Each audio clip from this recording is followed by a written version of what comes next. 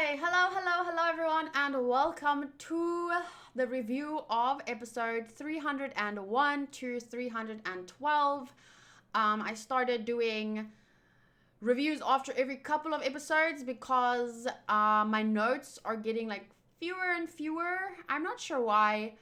I think it has to do with, there being a little bit more focus on the fights. And especially in the last, because it was basically, this arc has been about getting from one side of the island to the other side of the island, and then the fights along the way. So there wasn't really much for me to take note of, I feel.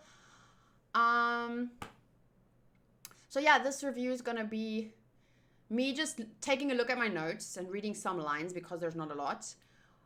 Talking to you guys here in the live chat. We have Angus, Sochos, Hunter, Elizabeth, Dew, Tamara, Shawnee D, Mike, Vert, Nichua, and everyone else. Tiago is here. Change the title. Oh crap, yes. Let me just change the title to One Piece Review episode 301 to 312. The sub chat is on, so no one should be able to, it's always dangerous to talk about this stuff live because someone can just pop in here and spoil like a dumbass, because people do that. But it's fine because I have my mods here and the sub chat is on, so the chance of that someone subbing to spoil is like not likely. So yeah. Okay. I will be reading some comments from Patreon every now and then, take a look at the comments, and then I want to take a look at, or at least talk about, the 9 alignments, that Dungeons and Dragons alignment system that talks about like people, I don't know, it's a look at goodness versus badness, law versus chaos. And I thought maybe we can add some people in there, like let's talk about where does Spandick fit in, where does Luffy fit in. Like obviously there's no right and wrong, it's just opinions and stuff, and one character probably will never fit in perfectly in one space, but I thought it would be fun to talk about. And in the future as well, I think having the alignment system to fall back on when I describe certain character types would be very helpful.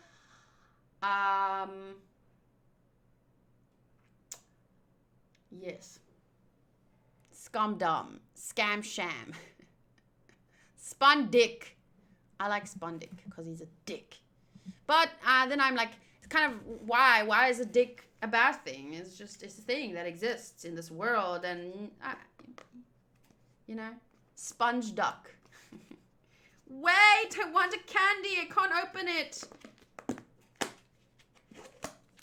Okay, I just quickly want to eat a candy. I know it's not a good idea to have candy during what do you call this? A review, because I'm gonna have to talk a lot, but candy's just so good, man. Okay. So let's start with episode 301. Spandam Shock. A hero stands on the Tower of Justice. It says, my notes say, I love this episode title because Spandick kept rambling on about him being a hero, whereas the true hero was standing on top of the Tower of Justice. So this is actually an interesting discussion about heroes and what is a hero. Sorry, let me just finish chewing. I'm going to put this away until later. I can reward myself with a candy later. So like a hero, this has actually come up before in One Piece. Because to me, Luffy is sometimes he's a hero. He's a pirate. Maybe you can rather say he's an anti-hero, but to me, he often does heroic things at least, So in this case, the hero for me was Usopp, because he was there to save someone we know is innocent. And Spandick was trying to drag a person by their hair to their death. And even though in his eyes, he really is like, she's really a criminal because he doesn't know that she did nothing when she was a child. He in his mind, she probably defeated 8 battleships when she was a child. Like, they framed her for shit, I think. That's what they did, right? They said she was the one who destroyed like 8 battleships. So in his mind, probably she is an evil person, but still, his conduct and stuff is not one of a hero. So I just liked the tower, the name of this episode, because hero stands on the Tower of Justice. The Tower of Justice. It's so symbolic, right? Usopp standing at the top of that tower, aiding Robin in her eventual escape. Wasn't Spandam admitting that he knew she was innocent? I don't know. I'm not sure, actually. Thank you, Demi, for subscribing. Sogeking is a true hero too. Yes, Sogeking. That's who I meant, of course. Screen. Oh, I'm not turning on the screen for now because I want to go over to my Patreon and read some comments. Well, I guess I can do that, actually. I don't mind showing you guys my Patreon. The comment section, at least. Okay. So I watched episode 301 to 304 together. Skipped episode 303 because it was filler, apparently. But I will go through the comments after we finish talking about 304. But I don't think there's many other...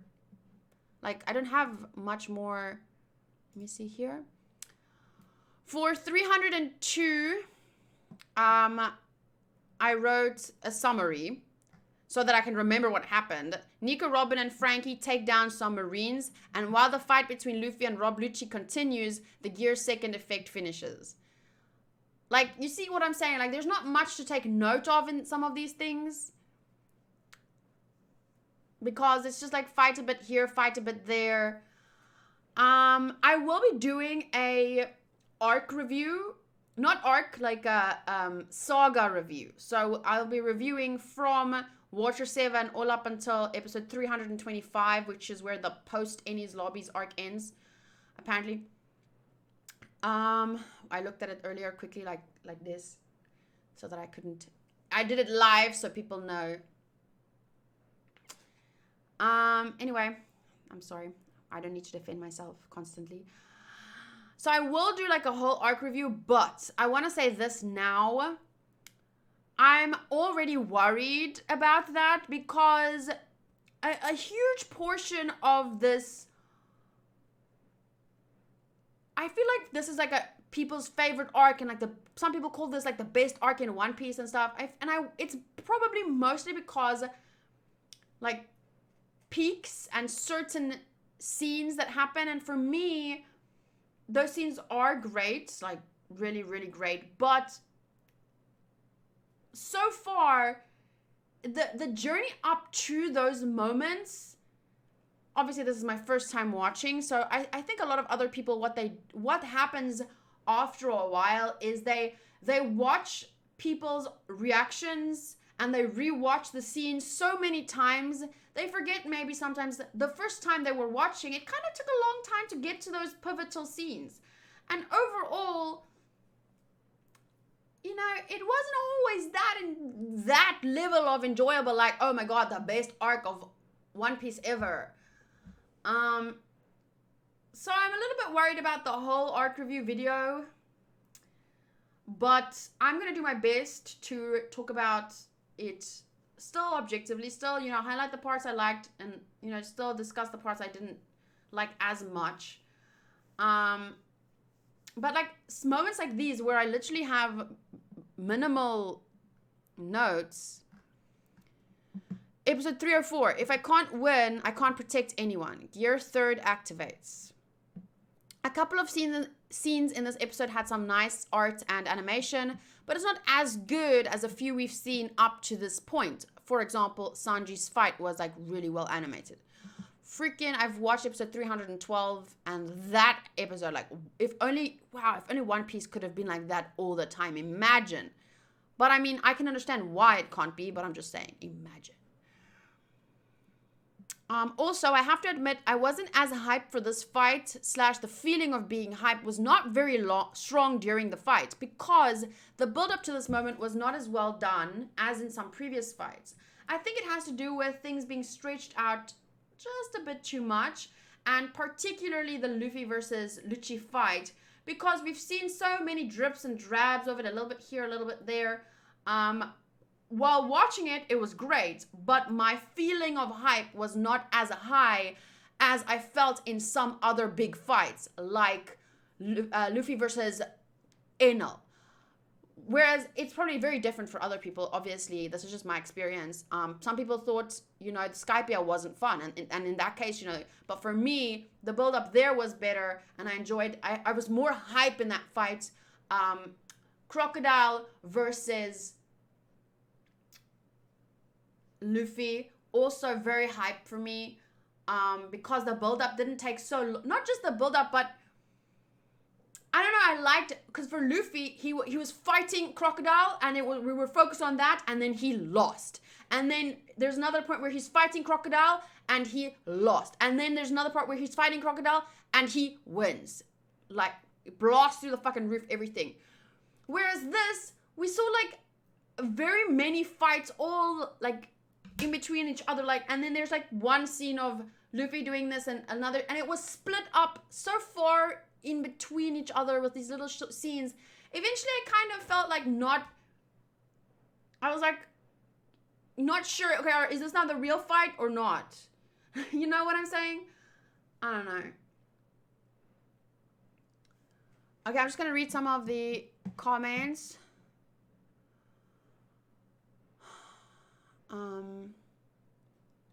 Dio says, oh my gosh, I agree so much with you, but you're dead.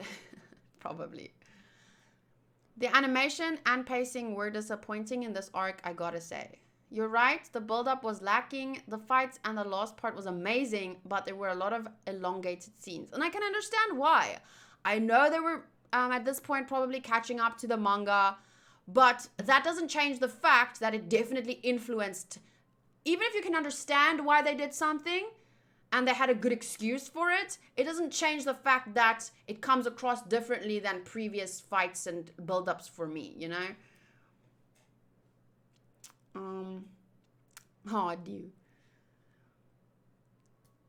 Oh, yes, he did lose against Lucci at Water 7, but that to me, I'm talking about this fight specifically, was split up a lot.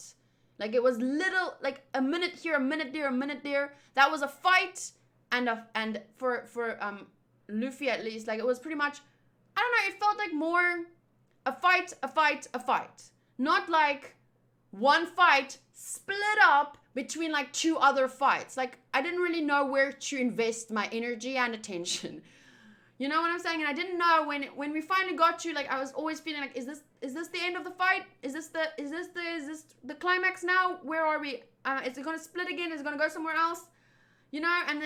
And then there was Gonbe and Chimney running, and then it was more people running there, and that happening there. It was just a lot going on at once, and yeah, it just meant I wasn't as invested in what was happening in front of me in every moment, because I was like, okay, then it goes there, then it goes there. It was just a lot for me. Wasn't bad. I'm just saying. That's why my hype couldn't build up as much, because it wasn't a steady build. It was like a lot of things happening, and then I was never really, on the first impression thing, a lot of our first impressions are from the manga, so the lead up didn't feel slow, and in the anime it's seeing a very fight-based second half of the arc in motion, which feels good. I don't know if most of the people that are commenting on my YouTube videos are reading the manga. I feel like the majority of people are only watching the anime. I'm not sure, but I feel like the people I've come into contact with, they don't necessarily read the manga. I don't know, but I can't say for sure, but I don't know if that's like every person was reading the manga and then they saw this and then they liked seeing it animated. I can't assume that. the only thing I can assume is that these people are clearly watching reactions. So they've clearly seen, and reactions to certain scenes get way more views than others. So that to me says people are watching a bunch of reactions to their favorite scenes. So they see that same scene over and over and over again, and they just love it more and more and more. And me seeing this for the first time is not as hyped. So like maybe they eventually build it up so much in their mind that they're like, oh my god, these scenes in this arc, this is the best arc ever. Whereas for me, like, it's my first time watching it, so I haven't built up that level of. And another thing is that I've noticed in a recent comment on Patreon, some people have watched this since they were like 11. And they saw this, I think someone in my recent post said, I can actually go look. I think it's my most recent post here. There's a lot of comments, so let me just find it.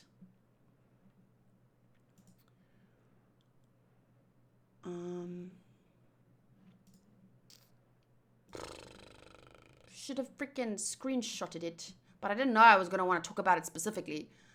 I know I replied on it, so.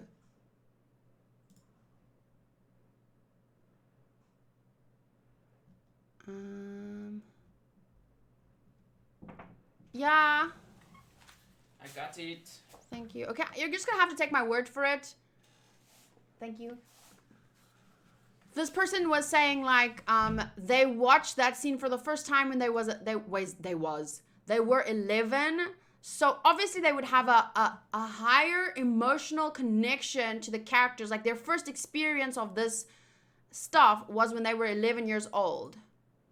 Here we go. Okay. So Mime Mazino says, the fact you didn't even drop it, this is for episode 312, but it's still relevant to how I feel about the arc as a whole, I think. The fact you didn't even drop a tear makes me believe you're an alien cyborg of some kind. To be honest, it's really surprising because I bawl every time I watch 312. I don't know why, but I cry watching that episode. Okay, and then I replied, watching weekly might be a huge hint because they said, I remember the first time watching weekly, I held my tears, but then Mary said blah, blah, blah. And I said, watching weekly might be a huge hint. If you had been watching one episode per week, you probably spent a lot more time with the anime and the characters than I have at this point. Plus, I'm not really a person that cries, which I've mentioned before. And this person says, that's insane. That's insane how I've watched all of those episodes 50 times. Still, they got me every time. So you see what I'm saying? Like, when this person says I've watched it 50 times, they've probably watched it 50 times with 50 different reactors, or they've watched the episode 50 times. I don't think they've watched the anime 50 times. So that's kind of why I'm saying, like, it reinforces my idea that people watch these scenes specifically and they forget about the arc as a whole and how long it sometimes takes. And they're so focused on individual scenes and then they just call it the best arc ever. But for someone like me that's watching it for the first time, that hasn't built up that kind of emotion or whatever, or someone who has watched weekly, maybe it's completely different for them. And then my Mazino says again, I don't mind. I have heard people cry over different things, even with this arc, and some who never do that. I already know that you don't. I kind of see through your reactions. People who catch up now must have very little emotional investment in these characters, which isn't a bad thing, but I never thought of it before. So like he was someone that has been watching this, and I know that even people who are binge watching this probably cried at this point. I'm not saying you can't be emotionally invested even if you binge watched. I'm just saying, for me, a person that already doesn't cry easily is gonna cry even less easily than because I didn't watch this weekly. Like, this person clearly watched it weekly while it was coming out. They said here, to add to the weekly thing, I was 11 around 2008 while this was happening, which I think even amplifies the emotional connection further. I don't mean any disrespect. Obviously, I love blah, blah, blah, blah. Obviously, I didn't think they watched it meant any disrespect. But yeah, I replied to them and said, I wouldn't say I have little emotional investment, just less than someone who has been watching weekly. And I already don't cry easily, so that's why, I'm not gonna think every moment is the best. I'm not gonna cry at whatever all the time. Because how I'm going through this anime is very different how a lot of other people do. Plus, I'm a person that doesn't cry easily.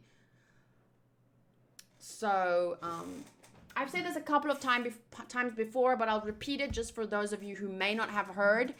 But the only anime to have made me cry at this point is hello. Fuck.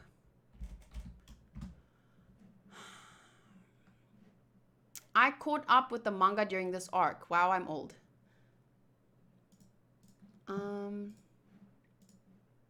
Let's take a look here. This one.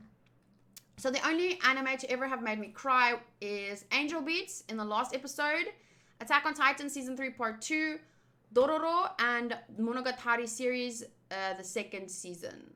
So out of the 141 anime that I've completed, only 4 have made me cry. So it's not that I don't cry at all. It's just that usually I'm more focused on the positive than the negative. Like, you know how when Robin said, I want to live. For me, I was happy for her. For me, I was happy that she found Nakama. So it wasn't it was a sad moment, but I'm not going to cry because I'm happy for her. With even Mary in episode 312, that moment was beyond beautiful, and it was sad because Mary was no more. But all I could focus on was the journey they had, you know, that amazingness, like, and the beauty of the freaking episode that amplified, like, you know, my amazement and awe. So I didn't necessarily feel super sad because for me, it was, yes, they were saying goodbye to someone, but I wasn't saying goodbye to anyone. So I can only be happy for the journey that they've shared and feel for them. Like, I'm sad for you that you lost, but like I said, I've been watching the show for about how long now? A year? And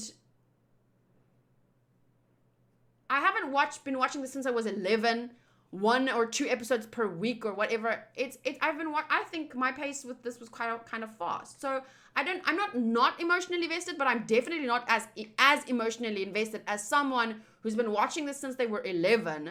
And also I'm not as emotionally invested as someone who's been watching One Piece for 3 years and who's watched this episode like 20 times and I don't know.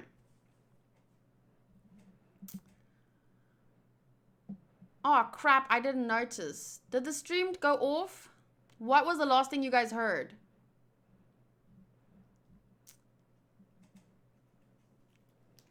What was the last thing you guys heard?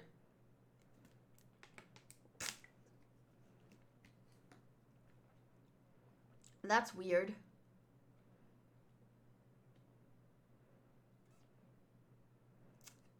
Okay, so I'm just going to recap what I said.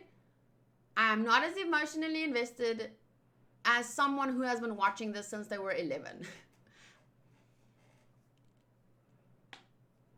We were talking about the same thing the whole time. Yeah, I was, don't worry.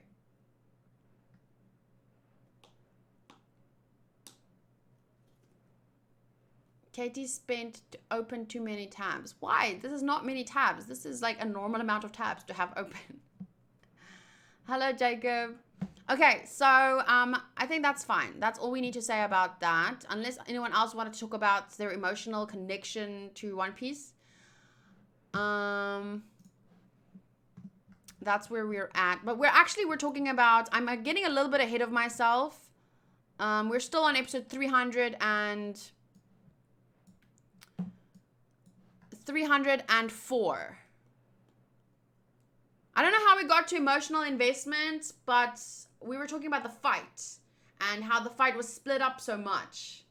And that didn't pull me in as much as previous fights. Oh, and I wrote a note to myself to go back and read what Lucci said about doping. I just wanted to, because he pretty much explained how Luffy goes into second gear. I understand third gear because he basically blows air into his bones, so that makes his hand giant. And second gear is like, what is that? Doping, like pumping blood into what? I need to go back and write down what Lucci said. Yes. Vert, yes.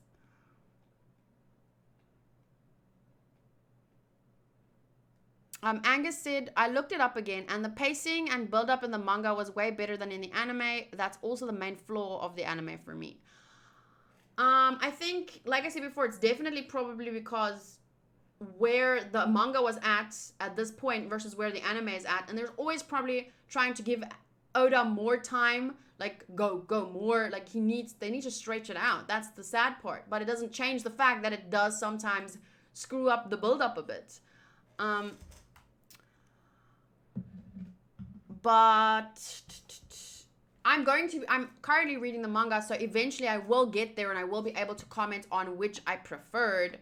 Because sometimes I do prefer things in the anime to things in the manga, and usually that's action scenes because I love the sound effects and the movement and everything. You know, sometimes for me in a manga, it's kind of like I can appreciate the work Oda puts in to make action look like it's coming alive, but you can't really do the same that you can do in an anime, right? And they often put in more effort in action episodes. So yeah, there are stuff that I prefer in the anime versus the manga. Both have their pluses and their minuses, but that doesn't change the fact that it sometimes can negatively affect the hype, like build of hype for me.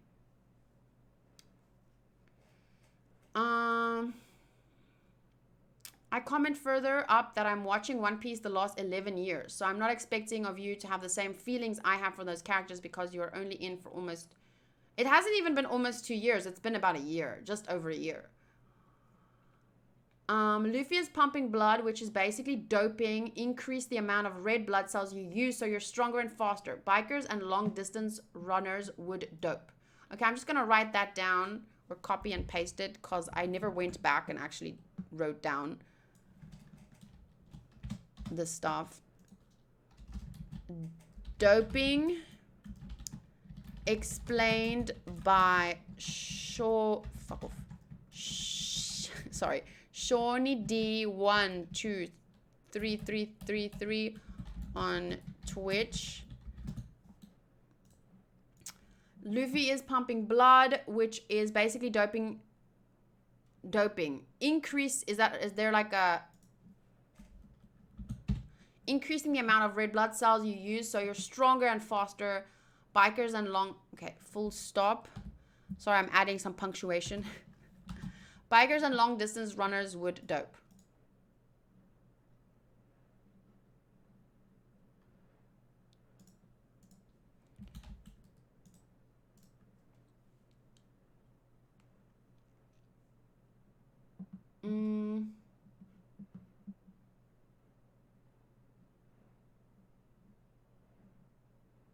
I'm about to go doping and run to London and back.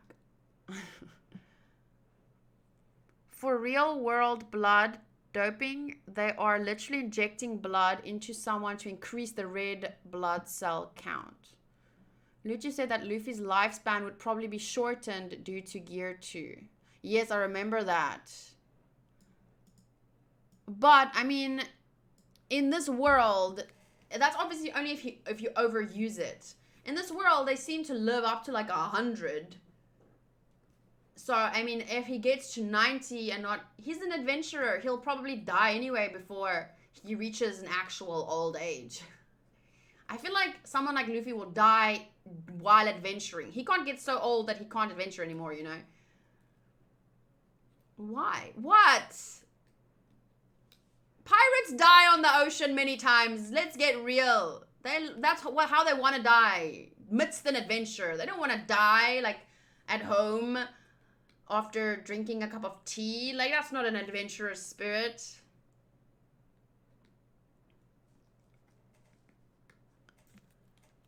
You don't want to see Grandpa Luffy. Okay, I'm going to write that down from Diu. Lucci said that Luffy's lifespan would probably be shortened due to Gear 2. So I'm just taking a note of that. Do I have to credit you there, Diu? Because that's like exactly what the anime said, right? You're just reminding me. Okay, I'm just gonna credit Diu. Thanks, Diu, for reminding me. Okay. But yeah, I'm not too worried about that. Like, I don't think he would have lived until 100. I don't think an adventurer. The anime probably wouldn't end with Luffy dying. I'm hoping it has like an open end and they go on to their next adventure or something. I don't know. I don't know how the anime will end, but I'm just saying, like, he's not gonna die because in the anime because I got a heart attack. Like, Oda's not gonna let him die like that if he's gonna let him die. I'm just saying, like, I don't know, whatever.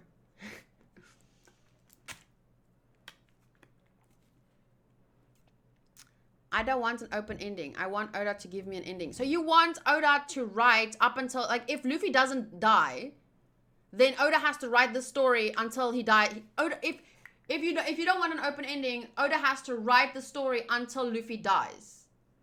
So you want it to go on until Luffy dies. So unless he dies at like the age of 25 during an adventure, like, for me, if he doesn't die, the adventure goes on. So I don't see how it could have anything but an open ending unless Luffy dies. And I don't see how Luffy can die. I don't know.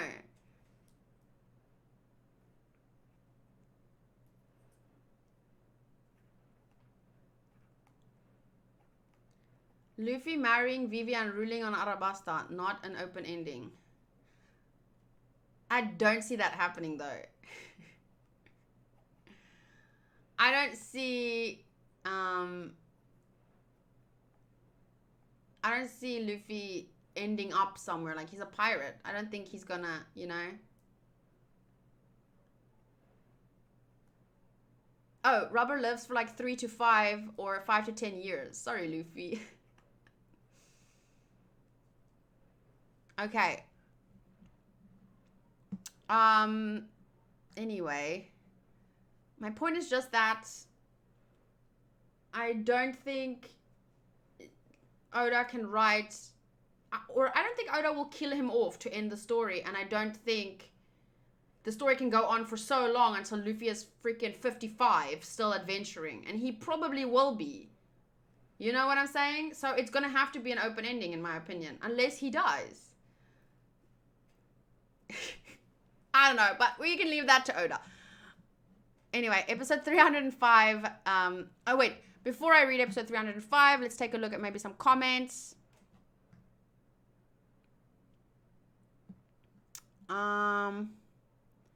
It's hard to look at comments. There's too many. I don't know which ones to take a look at.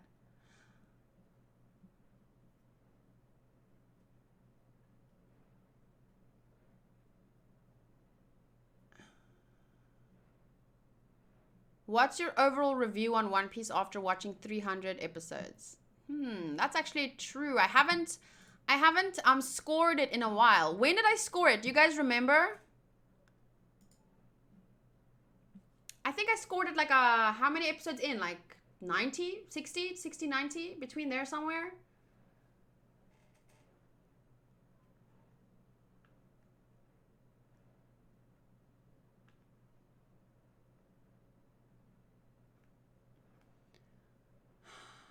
I wonder if Luffy could be used as an eraser. I don't know. I don't remember, but it has been quite a while. So maybe I can just... You rescored it in Watcher 7 episode that you thought the art was bad. I didn't say it was bad. I said I didn't like it as much as the previous art. And then I just took the visuals down by a bit. But... to be honest... I am going to change that. I'm going to bring the visuals back up to a 9. And I'm going to make the story go down to a 9. because the pacing is sometimes not the best. So yeah, story 9, visuals 9. So from an 8 to a 9, back up to a 9. Because I think taking like 2 points away because I sometimes don't like how the style changes, I don't think that's really fair. 2 whole points is a bit much. So yeah, you put it at a 9. And then story 9 because of the pacing, went down from a 10 to a 9. Characters, I'm going to keep it at a 9 because I love the main characters. They're fantastic. But sometimes side characters, like there's just too many side characters and I get a little bit like overwhelmed, and I think it's part of the stretching out though. I don't know. Sometimes that's just too many. I don't know. But 9 is still a good score. Like I love the main characters a lot. There hasn't been a lot of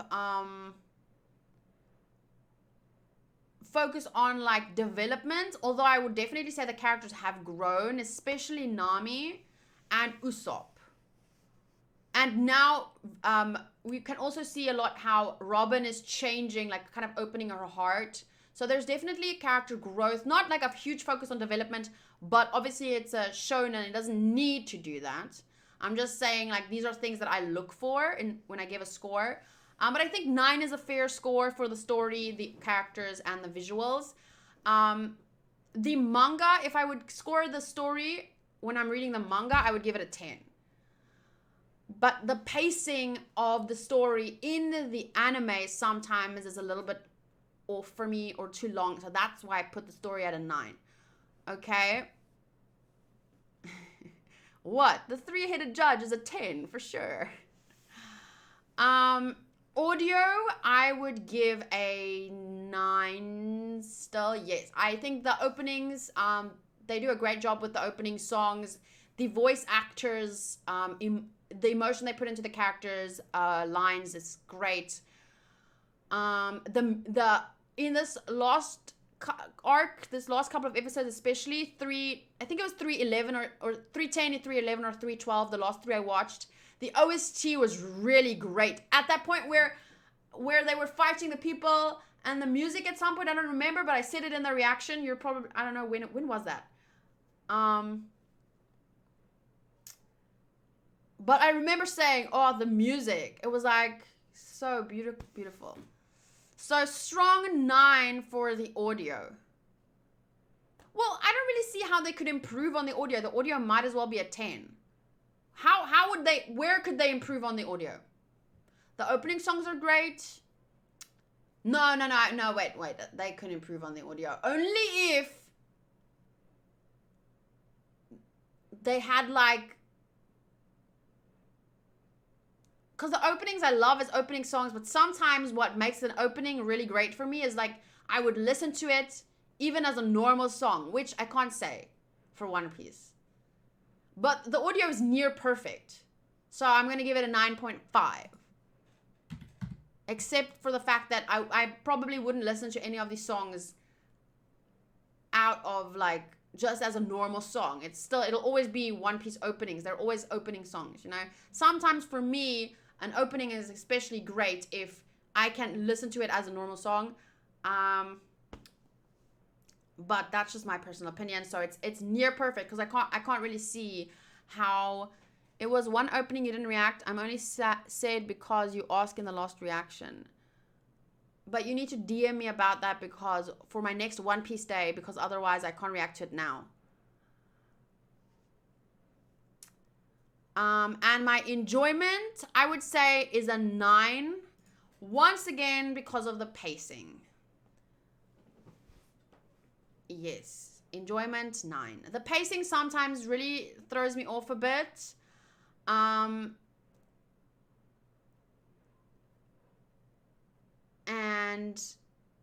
yes, I would say probably it's mostly because of that. Sometimes it's like, I don't think I have to explain that any further, right? So the score will remain a 9. The overall score doesn't change. It was a 9. I rounded it. When I changed the visuals to an 8 and blah blah blah, I always round it down or up. It's either going to be 9, 9.5, or 9. And last time when I took the visuals down, it went from a 9.5 to a 9. But I think this is 9. Yeah? 9 out of 10.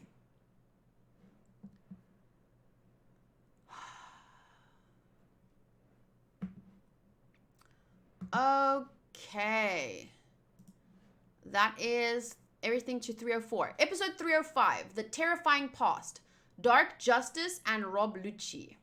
So this is probably where we're going to start talking about the alignments. It could be a really long discussion, but I'll see. We have like a whole hour left, so we're fine. 9 is a really high score. We need to remember not many animes are an 8 or a 9 worthy, and very few there are a 10. I have, let me actually sort by score, so you can take a look at some of my highest rated anime, so you get an understanding of the kind of anime that would be a 10 for me, just for interest's sake. How do I sort by score? Okay, so I'm not including movies. For me, 10s are very personal, like Violet Evergarden. Okay, Violet Evergarden is a less personal 10 actually. But like Demon Slayer, ReZero, Kizumonogatari Part 2, they're all very personal 10s. Like this anime to me is perfect. But Violet Evergarden is a less personal 10. Like I just think that anime is fucking amazing, and even though it doesn't touch me on a personal level, like there's fucking a lot of feels and shit, but there's just really nothing that they could do to improve that show. I almost want to say objectively, but I can't say that, but it's like one of the most perfect shows, and I don't feel like I am biased for it. I'm biased for shows like Demon Slayer, Kizumonogatari, ReZero. I'm biased for that, and that to me is a 10. But I think Violet Evergarden is my most objective 10. And I'm super into romance, by the way. That to me, if romance is done well, it usually leads to a 10. Like Fruits Basket was very almost a 10. I took it down. It was a 10 at the end. But then later I was like, wait, they could have improved some episodes. Like some episodes were not very great. So yeah, I'm super into romance. So my 10s usually include romance. Not always, but sometimes. Mostly. The only 10 that doesn't include romance is Demon Slayer. And to me, that anime is perfect, but obviously not everyone would think that. 10 movies is almost all movies for me are a 10 that I watch, almost. I just think that movies, they do so well. Like, they put so much time and money into that shit. It's very difficult for me to not give movies 10s. A Silent Voice, I have a 10. Kizumonogatari is also a movie, but it's a 3-part movie. But anyway. Or it's 3 movies. Whatever. Konosuba, the movie, 10. Love that. One Piece, Baron Omatsuri and the Secret Island, 10 for me. Spirited Away, 10. Your Name, 10. Okay. So then things that get close to a 10 is Bakemonogatari, Dororo, JoJo's Bizarre Adventure, Nana. Okay, don't look at that. I know people are gonna shit their pants if they see I have Tokyo Ghoul this high, but whatever. It's not just Tokyo Ghoul, it's Tokyo Ghoul Re. Like, people hate that. I don't know why, but I loved it a lot. I thought it was like near perfect. Probably I scored it higher than it needs to be scored, but I really wanted to improve the overall score. So shush, don't look at that. It is my personal score. Very personal. I try and score a little bit objectively, but I really can't, so whatever. Usho and Tora, Welcome to the Ballroom, Angel Beats, Attack on Titan. Okay, mostly those are my 9.5s, almost 10. And then I have a lot of 9s. But the thing is, I score the anime as what they are. Like, if I look at Darling in the Franxx, I scored that as a romance with some mecha. As a romance with some mecha, I give it a 9. One Punch Man, a comedy, superhero parody action thing. It does that great. Season 1 anyway. Like, here's the thing. For a 300 episode, I'm past 300. It's 900 in total, but I'm only scoring it based on 300 episodes. For an anime with 300 episodes to still be a 9 is fucking good. It's easy to make a 12 episode anime really good because you can have a high budget. You're making 12 episodes. That's it or whatever. Like, it's easy for a 12 episode anime to be a 9. It's not easy for a 300 anime to still be a 9, in my opinion. Like, it's a very good score. And obviously, I try to score it for what it is. If I'm watching a slice of life and it's a good slice of life, I'm going to give it a 9 as a slice of life. But I don't think, let me see here, for example, if I had to choose what's a better anime for me, Haikyuu or One Piece, I would say One Piece, even though they're both scored a 9. Because I prefer One Piece. How do I do this? How do I explain this better? Angel Beats versus One Piece. Completely different shows. I would prefer One Piece, but Angel Beats, especially because of that ending, for what it is and the time it came out, it's a 9. You know? The themes it handles, I think, you know what I'm saying? It's very different. Don't worry, Katie. Just say the manga is a 10 and everyone will let you score a 9, the anime. Mostly the only reason it's so low is because of, you know, I'm not always a fan of some of the way they do the art style in some episodes. Like, it's my personal opinion. And then the pacing is not always my favorite, so. You're not even halfway done. One Piece is, a 9 is very generous. But see, that's the thing. Like, if you consider the high points and what the story builds to, even at this point, it is fucking great. Like, the way Oda writes is just really great. And overall, the anime does a really great job at conveying all of that. But,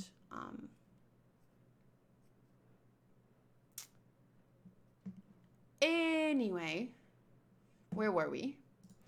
Okay, so what brought this up again, because I've wanted to do a video talking about alignments for a while now, and I never had time, because I wanted to go through the alignments first to see if I understand them. And it's really hard, some of it. It's kind of difficult.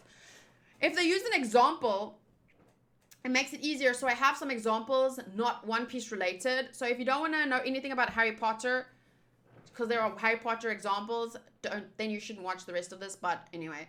So, what brought up this for me is when Lucci talked about dark justice, and that's why I thought let's finally sit down and learn a bit about the alignment system. Okay. So I wrote the following. Okay, I've been saying I'm going to do this for a while now, but I haven't gotten to it. I'm going to start now and just do a little every now and then. Otherwise, I'll never get to it. But I finished it, and I didn't sleep for 36 hours, but I finished it. Not because of just this, but I did a little bit all throughout the day. I want to read through the alignment system of D&D. It seems very interesting and might be helpful in the future when I want to talk about the characters and their morality. I'm hoping it will make it easier to understand, since oftentimes I feel like my values conflict with those of others. Like when we were talking about, what's that guy's name? What's his name? W? He starts with a W, I think. You guys know who I'm talking about. Wiper, yes. It started with him, and it was really difficult to make people understand that I don't think he's a villain, because I think a lot of people were very like, I don't know, they didn't understand how I see him, and they didn't understand why I see him the way I do. And I thought that maybe if you guys read through this stuff, and if I start learning about it, it would be easy for me to express my opinions. It would be easy for you to like understand where I'm coming from, for me to understand where you're coming from. Thank you for subscribing, your cousin. I was going to say onesie. Anyway, It's really, really interesting. I highlighted some of my favorite, like some, what do you call it? What do you call a thing? A bunch of sentences together, a column? No, a paragraph. No one said it. I remembered. Yes, I remembered it before I saw you guys type it. I highlighted some paragraphs that helped me to understand each alignment, but this website goes into a lot more detail and it's really difficult to understand all of it, but it's really good. Like, it even does stuff like the lawful good sins, the lawful good adventurer then goes by like, the following actions are dishonorable for, so it gives so many examples. So it really helps to understand, but it took a lot of time to get through. And I'm not going to be able to read through all of this in fucking this review, but I highlighted some things that I'd like to take a look at, okay? So the alignment system works by kind of categorizing people, and how do you categorize people? You take a look at their actions more than their words, but also their words and what they do, so their actions. So it basically categorizes people, and intention. I think intention is also really important because sometimes you can hurt someone by accident and you didn't mean to, and that for me isn't the same as hurting someone on purpose, clearly. So it takes a look at actions, intentions, and it places them into categories, either good versus evil or law versus chaos. So good implies altruism, respect for life, and a concern for the dignity of sentient beings. Good characters make personal sacrifices to help others. Evil implies hurting, oppressing, and killing others. So hurting another person, another life, oppressing another person, a living being. Like, I don't know what sentient means, but there's a difference between, there's sentient, and I think animals are sentient too, but then there's a further distinction versus, like, you know, we are just animals, but we can reason and make rules and, you know, there's another word. What is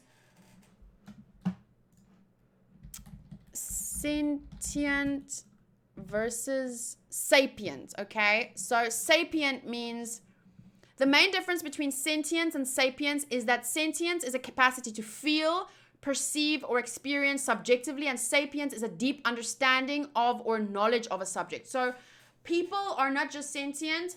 I think there was one video where I talked about sentience, and then someone was like, animals are sentient too, dumbass. And I was like, okay, well, sorry, I didn't know the word for sapient then. But people I feel like reason, and animals can't reason at the same. Like, there's definitely what I'm trying to say is there's definitely a difference between people and animals, but what I like is it kind of implies, evil implies hurting, oppressing, and killing others, and by others we mean any sentient being, you know? So even obviously you have to take into account even animals kill each other for survival, but I wouldn't say no animals torture. I don't know, do animals torture each other? But clearly we can know and understand why torture is, like, wrong. We can at least understand that why. Like, there's no, you know what I'm saying? People can understand that, whereas animals, I don't think animals can reason what is right, what is wrong. Whereas I think as people we can think about things, we can reflect on ourselves or actions, where I don't think animals aren't in that sense sapient. So that's why in this whole, it says here, animals and other creatures incapable of moral action are neutral rather than good or evil. Even deadly vipers and tigers that eat people are neutral because they lack the capacity for morally right or wrong behavior. So I just want to highlight all of that. Some evil creatures simply have no compassion for others and kill without qualms if doing so is convenient. Others actively pursue evil, killing for sport or out of duty to some evil deity or master. So that is just a look at good versus evil and how we're going to categorize it. Obviously, this is just in the game, but I feel it's a really good way to take a look at anime characters in general when we want to talk about morals and stuff. So, we're not going to be talking about this stuff in general. I want to apply it to One Piece characters in the future and a little bit in this review. I tried to make a freaking, look here. Where is it? See, I tried to make a thing and I was like, okay, these are examples of lawful good. So I went to look for some examples in anime in general about characters that are like this. And then I tried to think of of One Piece characters specifically that would fall in this category. But it's hard, so you guys have to help me. Especially because I had Smoker there, and then I had Smoker there, and then I had Luffy there, but then I put him there, and then I don't know. So, yeah, we're gonna do that. Law versus chaos is another category. Lawful characters tell the truth, they keep their word, respect authority, honor tradition, and judge those who fall short of their duties. Chaotic characters follow their conscience, resent being told what to do, favor new ideas over tradition, and do what they promise if they feel like it, okay? So, clearly, a character isn't going to perfectly fit into either one or the other. For example, when you read about a chaotic character, follow their conscience, resent being told what to do, favor new ideas over tradition. Luffy sounds like a chaotic character, right? He doesn't follow the rules or those kinds of things. But, for example, I don't think Luffy is the kind of person that would break a promise to a friend. You know, I think if he makes a promise, he'll pull through. So, in that sense, he's not in, I don't think anyone ever fits into 100% good, 100% evil, or 100% law versus 100% chaos. I feel we're just obviously aligning, using the system to get a better idea, more or less, where a character fits in, and so that we can more effectively talk about morality when it comes to characters, okay? So let's take a look at the 9 alignments.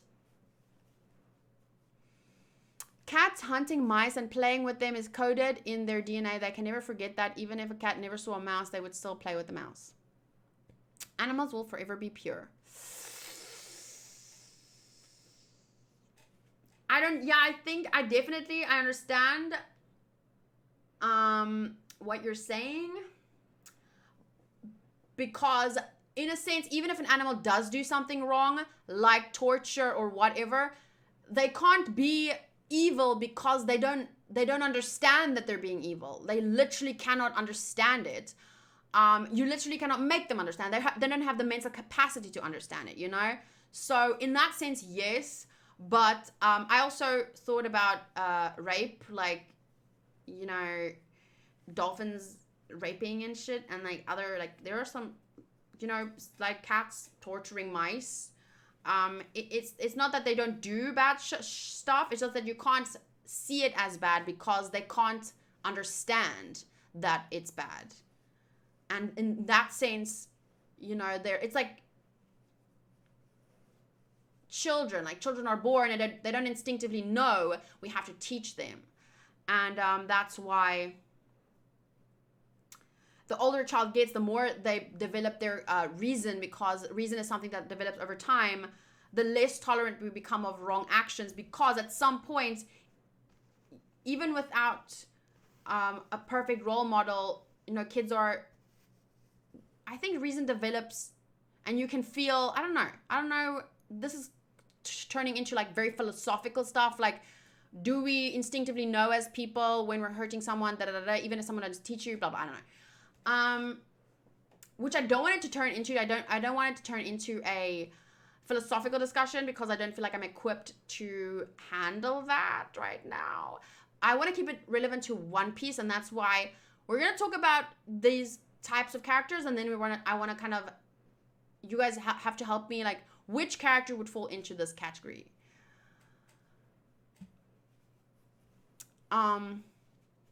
So there is 9 different alignments. Let me just recap everything real quick. You get lawful good. neutral good, chaotic good. So 3 in each. Good, neutral, evil, lawful good, neutral good, chaotic good, lawful neutral, true neutral, chaotic, so basically neutral neutral, chaotic neutral, lawful evil, neutral evil, and chaotic evil, okay? So those are the 9 alignments. I'm just gonna give you guys a quick overview. I basically did a quick overview, an example, and then 2 kind of like rules that will help me determine, like, this is the kind of rule a lawful good person would make for themselves or follow, you know? So that was meant to help me understand what kind of character would fit into what place.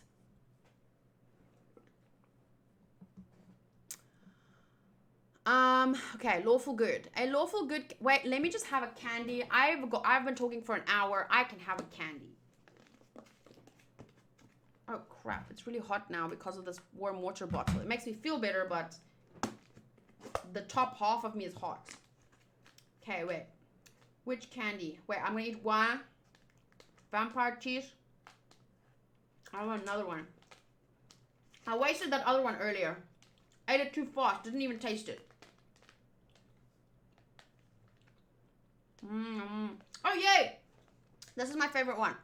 It's purple with white at the back. Really nice. Okay, everyone get a snack. We're taking a quick candy break.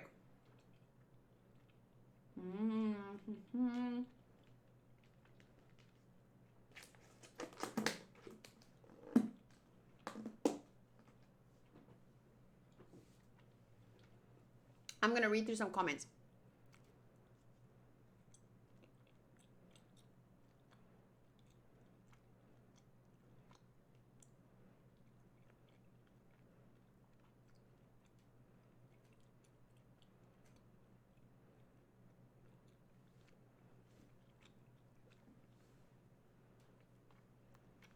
Okay, Shawnee already says Luffy is chaotic neutral.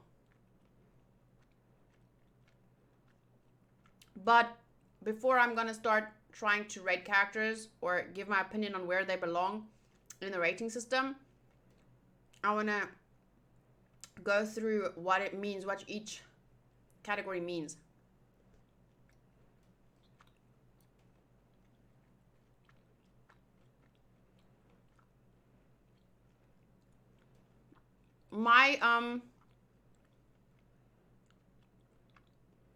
My instinct while I was writing is also I put Luffy in chaotic good.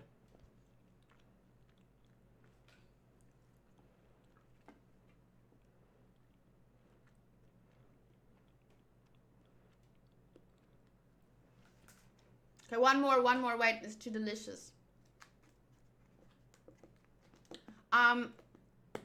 Remember please to not talk about characters if you are taking into consideration stuff they do later.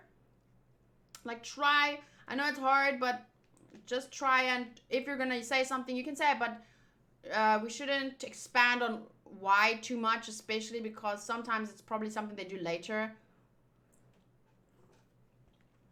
Even if I've made the character, like, I think it's risky, kind of risky. So maybe we should keep to the, like, main characters. It's very difficult. I'm sorry to even bring this up. I should just fucking finish One Piece so that I can talk to you guys. But if I rush through it, I'm not going to be very emotionally invested. It's going to be even worse than now. I already feel like sometimes I feel like, oh shit, I'm binge watching a bit. It's too fast. I want to have more time for this shit to settle in. Give me more candy! The pink ones!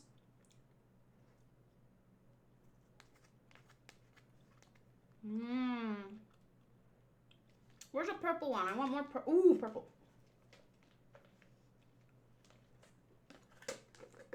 Okay, after these two, I'm done.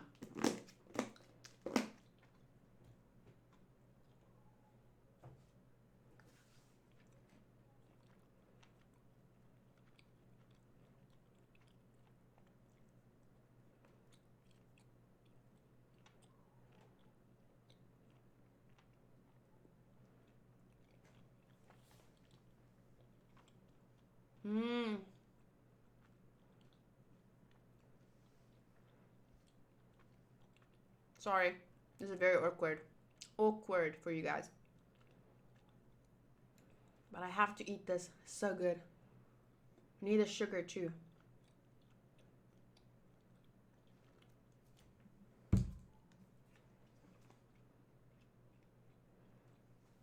I should actually put on like some elevator music and a cute picture.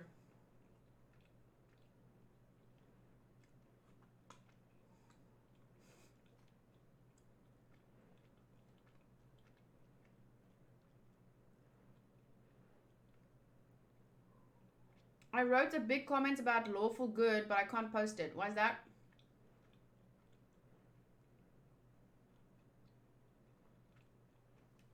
I don't know enough about Shanks to really put him anywhere right now. I think.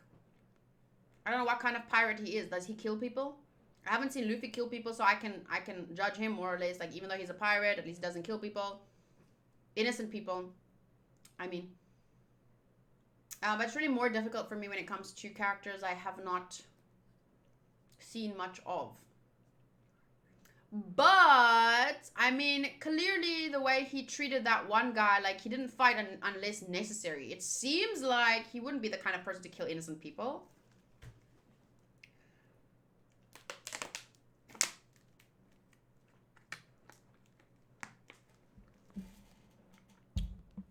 Okay, let's start. Lawful good.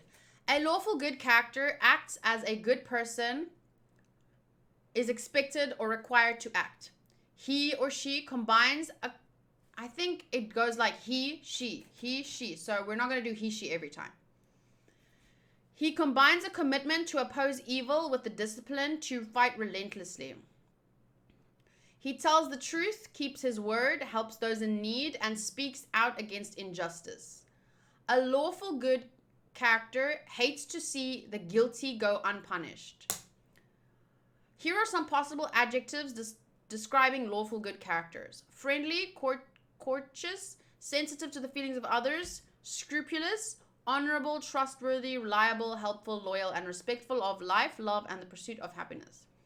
So, a good example of a character in another show that is a lawful good is Hermione Granger from Harry Potter, or like Erza from Fairy Tail, Jonathan Joestar from JoJo's, Tanjiro from Demon Slayer. Those are examples in anime. And for me, the only lawful good character I can think of is Kobe. I'm not sure about Smoker. Smoker goes against he has like the kind of power to go against the law if he feels it necessary, right? So I don't know if he's more neutral good or lawful good. I don't know.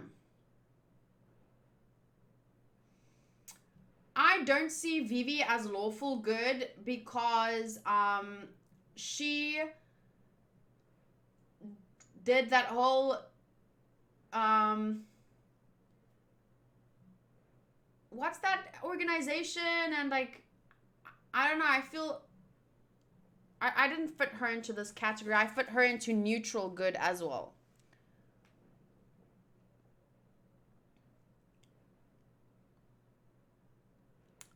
I wouldn't say Smoker is lawful based on what he said at the end of Arabasta. I had him, if you look here, I had him at, you see there, I had him at Smoker, and then I moved him over to there. But anyway, so, the 10 lawful good commandments from like the one you should most not break is number 10. So it's from the least important one to the most important one. For someone that falls under lawful good commandments. So let's say Kobe or Hermione Granger from Harry Potter. You shall not lie, you shall not harm the innocent, you shall not murder, you shall help the needy, you shall honor legitimate authority that promotes goodness. See, that promotes goodness. You don't need to honor legitimate authority that doesn't promote goodness. So technically, Smoker could still fall under this, because when he had the feeling that it wasn't promoting what is right or good, then he didn't honor the law, or the authority. So Smoker could still fall under lawful good. You shall not betray others. You shall bring criminals and evildoers to justice. You shall not steal. You shall seek unlimited good for others and unlimited order in society. So order is very important. Not just goodness, but order. Potentially, but I admit with Smoker, I struggle on this one. Gunfall. Lawful good. Yes. I think Gunfall would also fit in lawful good. Probably. I think for him...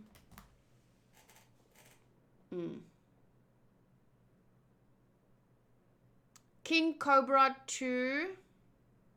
Yes. Also King Cobra. I see Vivi is a bit more flexible.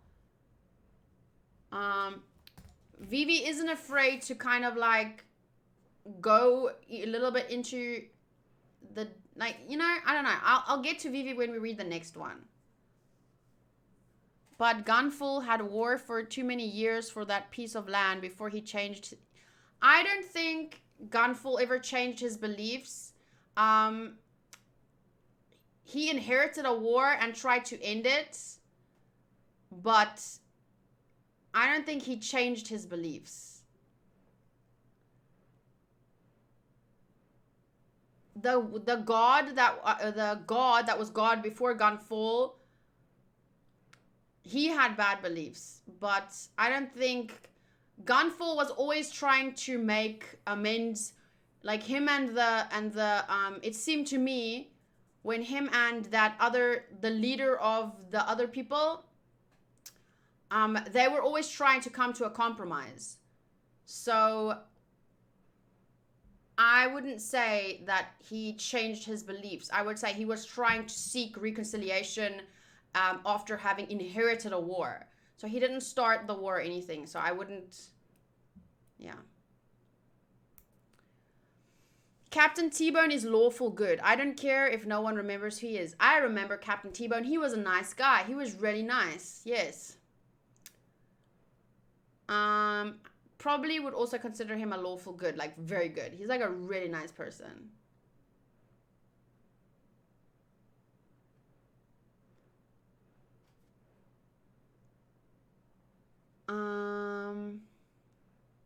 Okay, I think, yeah. Kobe, Gunfall, and King Cobra. Those are some good examples.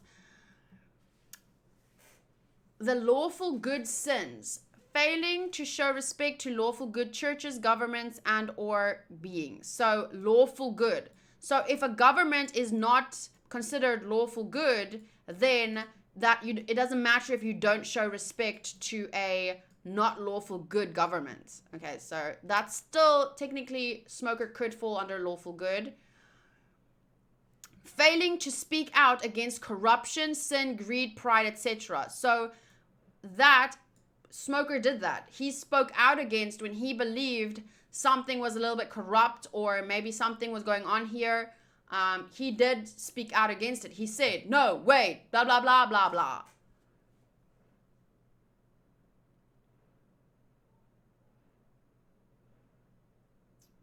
I'd say Cobra isn't lawful good because he didn't condemn the rebels after the war. I don't know what happened. Did they say what happened after the war? Like, what happened to the rebels? Was it ever addressed?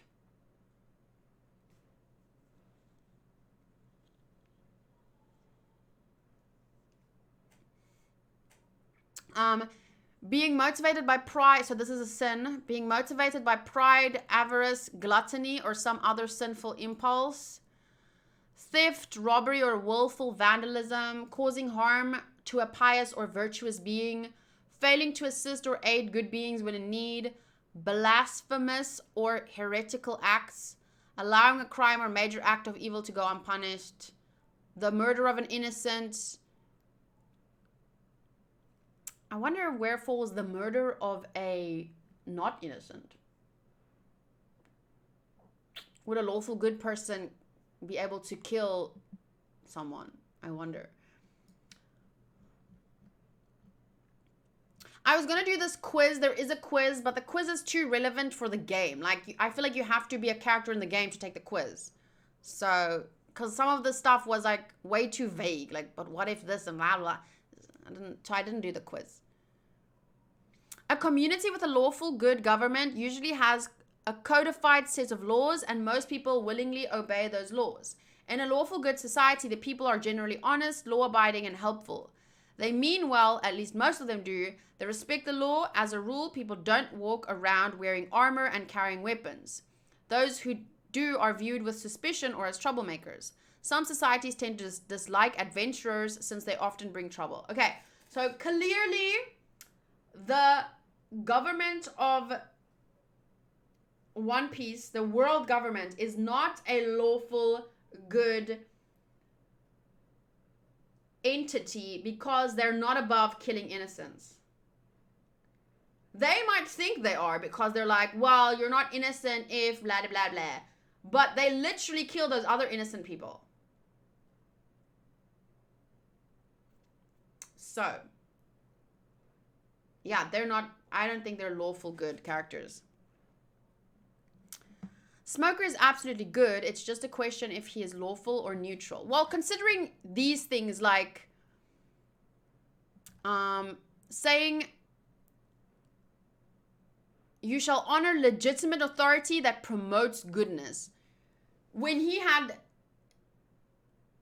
a thought that it wasn't promoting goodness, he questioned. And here, failing to speak out against corruption, sin, greed, pride, etc., he did speak out against it.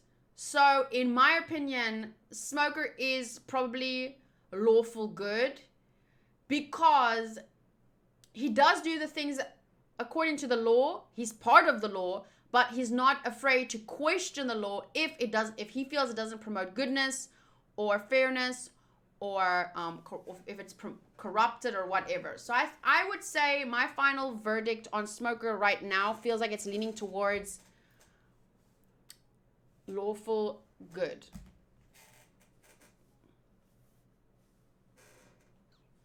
Okay, next up we have neutral good. A neutral good character does the best that a good person can do. He is devoted to helping others. He works with kings and magistrates but does not feel beholden to them. Neutral goods value both personal freedom and adherence to law. They feel that too many laws may unnecessarily restrict the freedom of good beings. They also believe that too much freedom may not protect society as a whole and encourage counterproductive divisions and infighting. They promote governments which hold broad powers but do not interfere in the day-to-day lives of citizens. These characters value life and freedom above all else. See, like I don't feel like, I think this is too, for me, this is too lenient for Smoker. Like it seems a little bit too lenient. This is like Harry Potter is a character that is neutral good. I don't know if Smoker is much like Harry Potter, if you know what I mean. I feel like he cares more about the law. Like, you know what I'm saying? For me, this is Vivi, yes. Vivi, Chopper, I feel like Chopper falls into neutral good.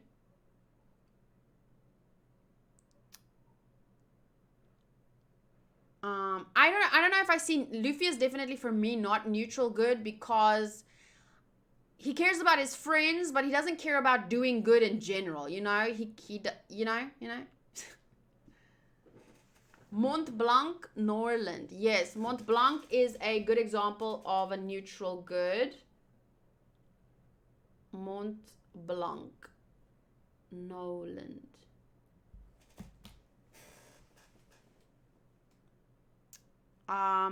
These characters value life and freedom above all else. See, that to me sounds very much like Noland, Mont Blanc.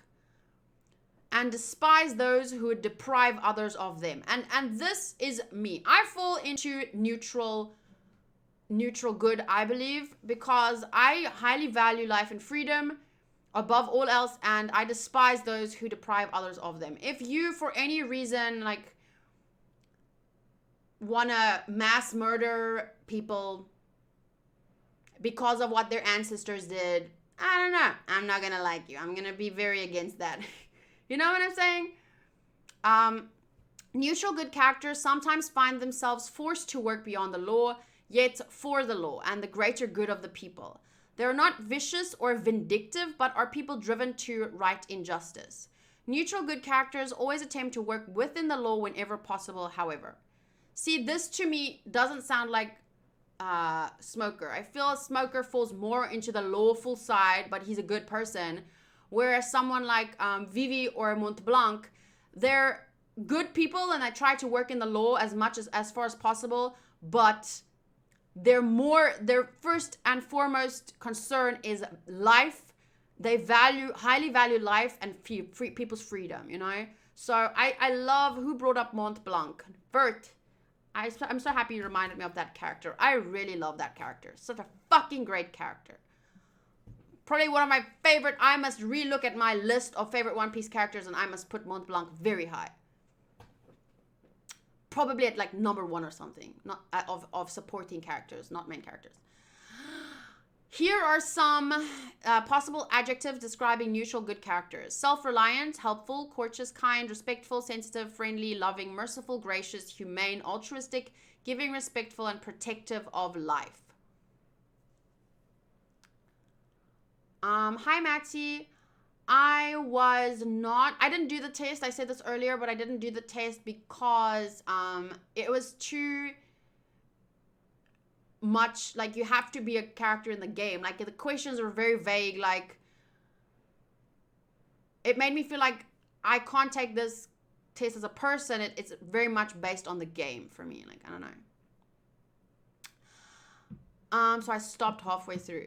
Because I was like questioning things like, wait, but this depends on da da da da, and then I realized like, oh wait, this is like in the game world. If this happened, da da da da.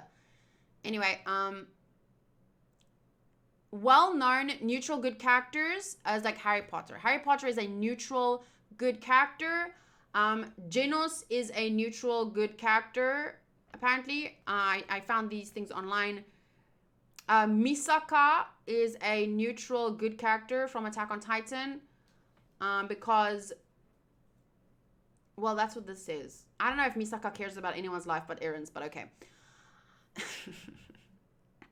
Sorry.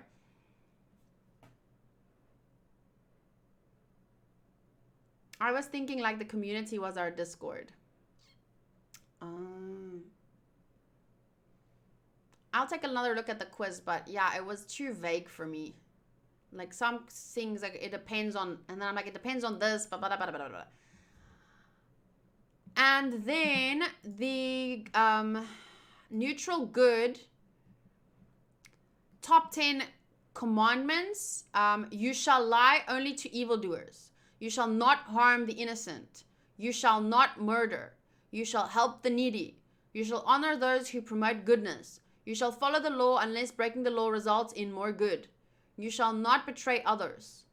You shall bring evildoers to justice. You shall steal only to promote goodness. Okay, Robin Hood. You shall seek unlimited good for others. And then the sins would be refusing to defy authority to perform a good act. Failing to speak out against an evil act. Following a law or keeping your word when you feel that breaking the law would result in more good. Theft, robbery, or willful vandalism unless it harms an evil being or cause. So you can't just steal from anyone, but if a person is like a bad person, it's okay to steal from them. But obviously that depends on like, you can go deeper, like what is a bad person and what is a good person and blah, blah, blah, blah, blah. Anyway. But remember, it's still a game alignment system. It's not real life, but we can apply a lot of this at least to anime. Aiding the servants of evil, committing a heinous or demented act. And then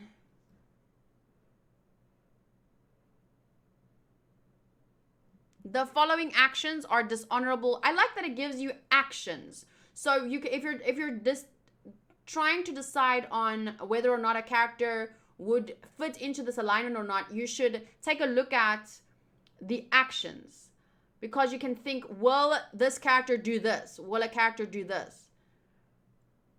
So for example, the following actions are honorable for this alignment. So you're allowed to allowing a disarmed enemy to pick up his weapon, allowing the enemy to attack first, defeating a superior opponent, perpetrate humiliating prank on enemy. That sounds like Joseph.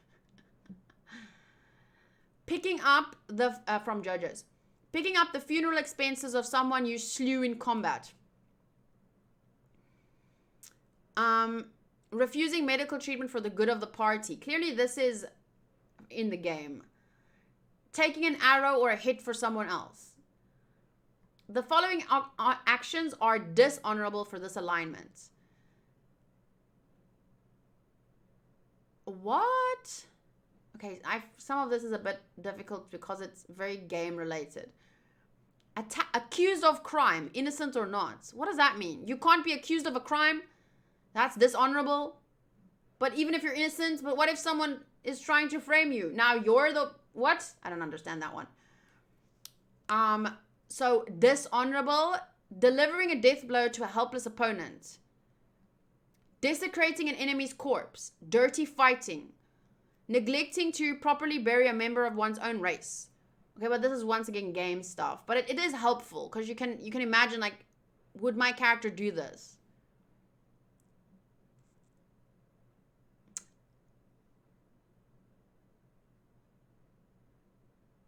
I'd say Luffy is chaotic good. Okay, but we're gonna get to chaotic good now, so copy that message for in a bit.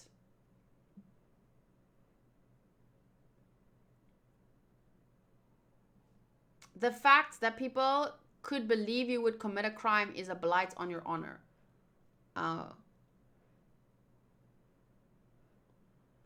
A neutral good being values his family but will not heed their requests necessarily. Will provide for friends and expects to be repaid in some manner. Does not seek positions of authority over others. Fits in with their society. Blah, blah, blah. This also makes me feel like smoker is more lawful good than neutral good.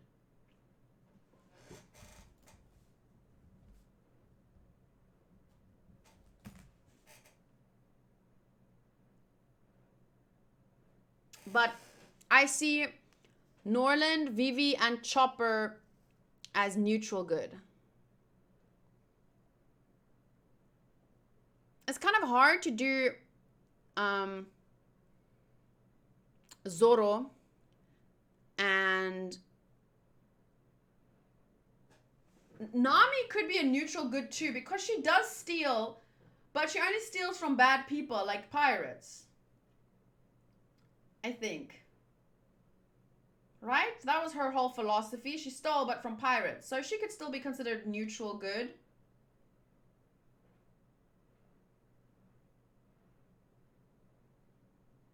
Or she might be true neutral, but I think she cares about goodness. For now, I'm going to put Nami here with Chopper. I would see Zoro maybe as more true neutral.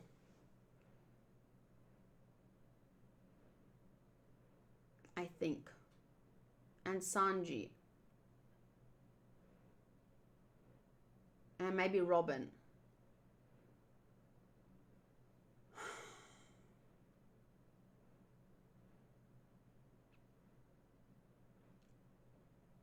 Thank you, Raytrick.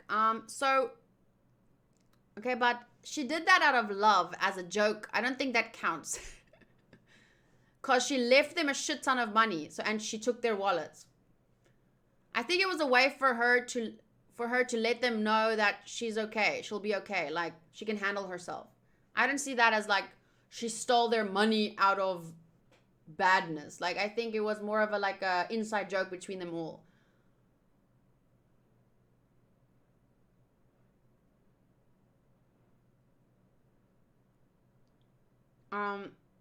So right now my rough, because I think the thing is, I just think Nami and Chopper and maybe even Usopp, but not Usopp, because he lies a lot. But he also doesn't, his intention isn't.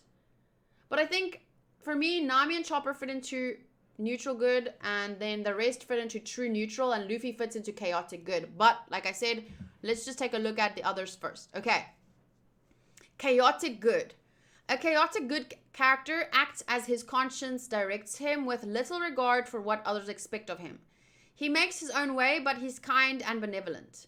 He believes in goodness and right, but has little use for laws and regulations. So, like, I feel like Luffy, he doesn't actively believe in goodness and think about goodness, but he's a good person. Like, he doesn't kill his enemies.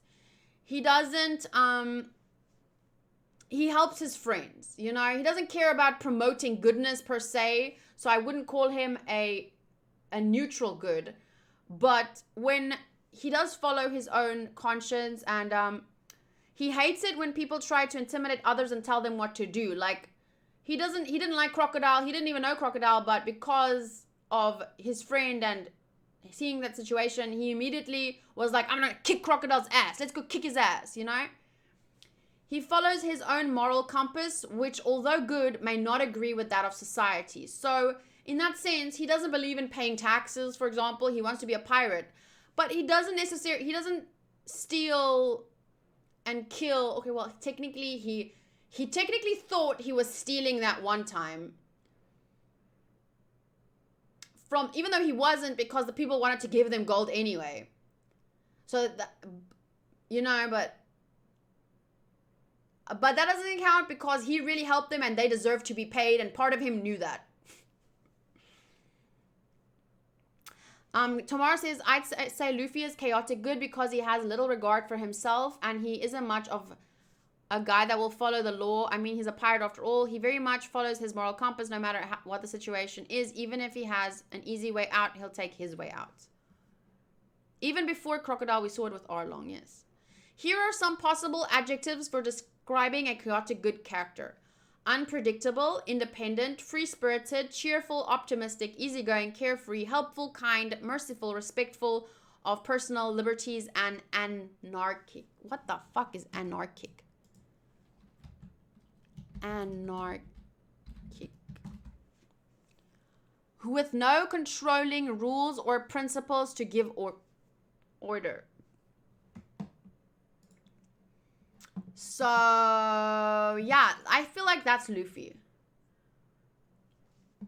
An example here is Fred and George Weasley from Harry Potter.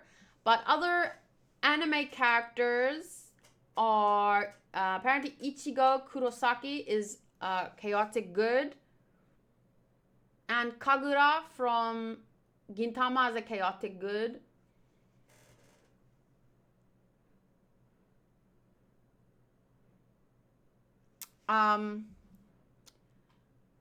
A lawful, let's take a look at here. Chaotic good, we're still on chaotic good.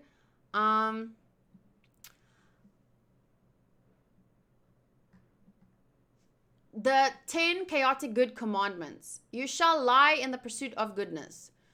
You shall not harm the innocent. You shall not murder. You shall help the needy. You shall honor those who promote freedom and goodness. You shall break the law in pursuit of goodness. You shall not betray others. You shall avenge the acts of evildoers and enemies of freedom. You shall not place duty above personal desire to do good. You shall seek unlimited good for others and freedom in society. So, although I see what you're saying, Shawnee, but chaotic neutral, if you read through, that to me sounds maybe more like Zoro than Luffy, because although he doesn't,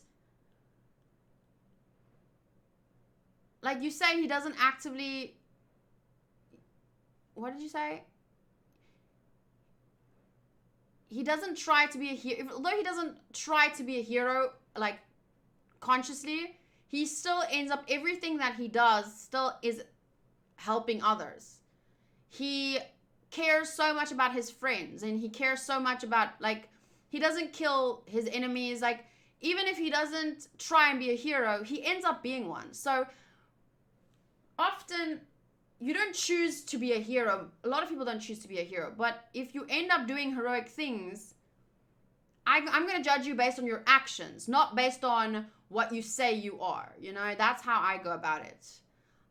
So although he doesn't maybe decide, like, I'm going to wake up today and promote goodness in the world, he does promote goodness in the world. He does do good things. And that's what I'm basing my rating or rankings on, or where I'm placing them. Like, for me, it ends up, what do you do in the world? He does promote goodness. He does not harm the innocent. He does not murder. He does not betray others. You shall not betray others. You shall not place duty above personal desire to do good. Like, he does whatever he wants. And like I said, his actions end up being, so far that I've seen, in every single arc, he's always doing good shit. So, for me, that's what I base it off of. We're not talking about that rate trick now. Thank you for the bits. But right now we're talking about the alignment system.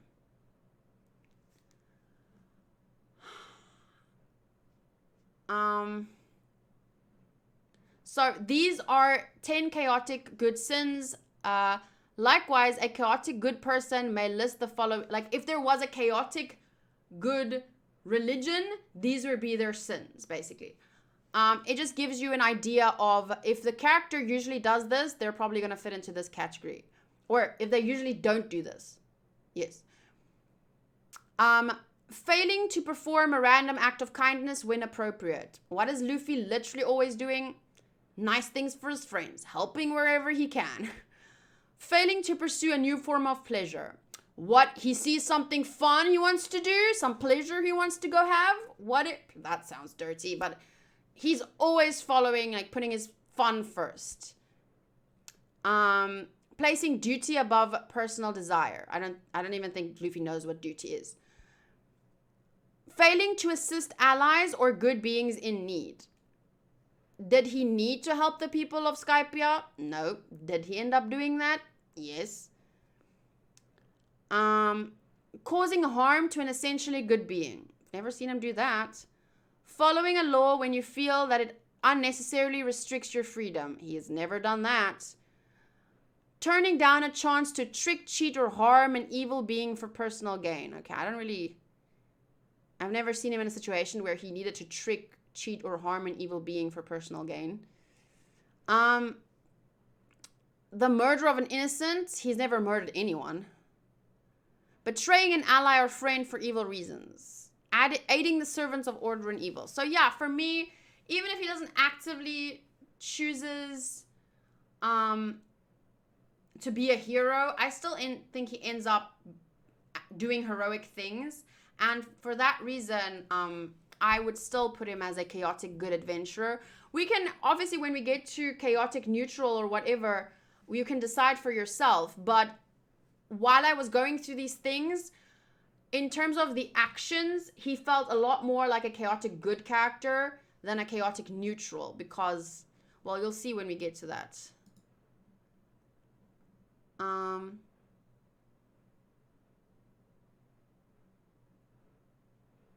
Some pleasure he wants to have. Robert can only stretch so much. Okay, lawful neutral.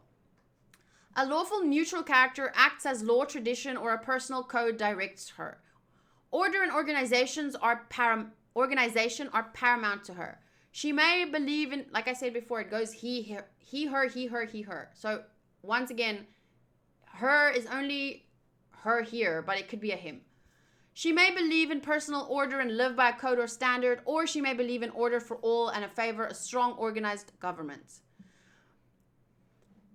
Those of this alignment view regulation as all important, taking a middle ground between evil and good. This is because the ultimate harmony of the world and the whole universe is considered by lawful neutral creatures to have its sole hope rest upon law and order. Evil or good are immaterial besides the determined purpose of bringing all the predictability and regulation. Blah, blah, blah, blah. Therefore, whether a law is good or evil is of no importance as long as it brings order and meaning. Yeah, but that's what I said earlier. I said no character would fit into one thing entirely. But we can use this to more or less help us understand a character's morals and where they fit in.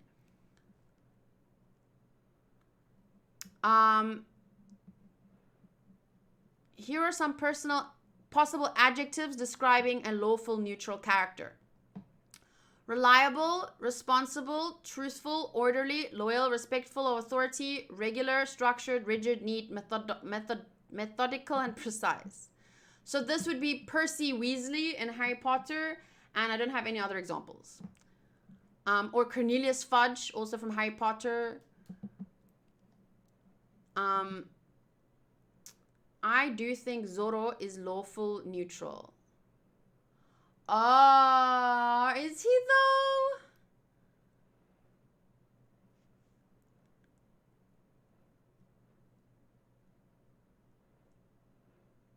He's a pirate though, and he was a bounty hunter. I don't really think he cares about the law.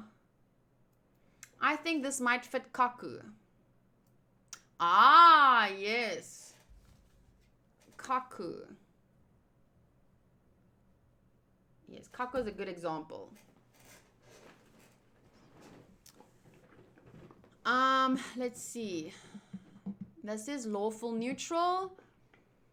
You shall not lie, you shall not kill the innocent. You shall not murder, you shall help the needy if such an action advances law and order. You shall honor legitimate authority. You shall follow the law. See, that to me says, no, Zorro doesn't care about the law that much. Yeah, I'm also leaning to true neutral for Zorro. You shall not betray others. You shall not aid criminals. You shall honor all oaths. See, Zorro aids criminals, technically, because they're pirates. So he identifies as a pirate now. So I don't think he cares so much about the law. Maybe Kumadori as well. Yes, Kumadori. I don't know enough Kumadori. I think I don't know Khalifa and the round one. I don't know them well enough to really understand their motivations. Whereas I feel Kaku and Kumadori, their motivations were about lawfulness. And whereas Lucci and Jabura, they to me were more lawful evil because they actually enjoy killing and all this kind of stuff. For them, it's more about doing the evil but in a lawful way. Whereas for Jabura and Kumadori, it was about the law, you know?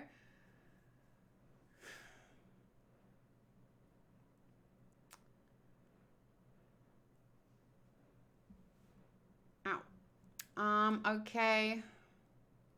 Lawful neutral. The following actions are honorable for this alignment. Allowing a disarmed enemy to pick up his weapon. Allowing the enemy to attack first. Allowing the enemy to remove their dead/wounded. See, the fact that someone like Jabura, for example, he doesn't have much honor. I don't think he would allow the enemy to attack first. He literally tricks the enemy into letting down their guard and then attacks them. I don't think that, for example, is an honorable action for someone that's lawful neutral. Okay. I'm excited to get to chaotic neutral because I want to talk more about like why I don't see Luffy as a chaotic neutral. But anyway, let's just do true neutral, which I'm thinking is probably Zoro. I think Zoro, Robin, and Sanji might fit into true neutral.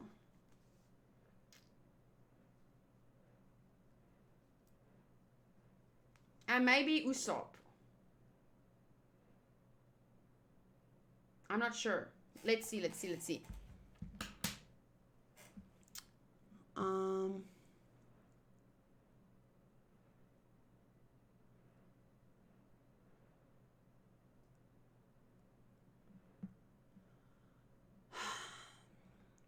A neutral character does what seems to be a good idea. She doesn't feel strongly one way or the other when it comes to good versus evil or law versus chaos. Most neutral characters exhibit a lack of conviction or bias rather than a commitment to neutrality. So it's not that they're committed to being neutral, it's just that they don't really care about good versus evil or law versus chaos. Like, it's more a natural thing. Such a character thinks of good as better than evil. After all, she would rather have good neighbors and rulers than evil ones. Still, she's not personally committed to upholding good in any abstract or universal way. Some neutral characters, on the other hand, commit themselves philosophically to neutrality. So, like, it's not necessarily a character that wants to keep everything neutral. Sometimes it's just a character that is neutral. But they understand goodness and they think it's better to be good than bad. But you can also get the characters that are consciously neutral. Like, they decide, I'm going to be in the middle. They see good, evil, law, and chaos as prejudices and dangerous extremes. So you kind of get two types of true neutral characters. The ones that end up being neutral, although they understand good and bad, and, you know, they'd rather be with a good person than a bad person. Or the ones that choose neutrality and think that's the best way. So they're like kind of two types, it seems. They advocate the middle way of neutrality as the best, most balanced road in the long run. Here are some examples, possible adjectives describing two neutral characters: diplomatic, judgmental, enigmatic, aloof, distant, self-reliant, mediatory, even-handed, fair, indifferent, and impartial. So I wouldn't say, you know, that Zoro or Sanji is diplomatic or judgmental, but I feel like they fit in more with the first type. They're true neutral, as in, that's just who they are. They don't choose to be neutral. They don't think neutrality is important, like you can't be good or evil. I think they have an understanding of what is good and bad and what is law and what is chaos, but they don't really care. You know? Yeah, I have Zoro, Sanji, and Robin listed as that's why I think Aokiji is true neutral. Ooh, Aokiji is interesting. I would have to see a bit more from him before I can decide. He did a good thing. And he talks about like lazy justice.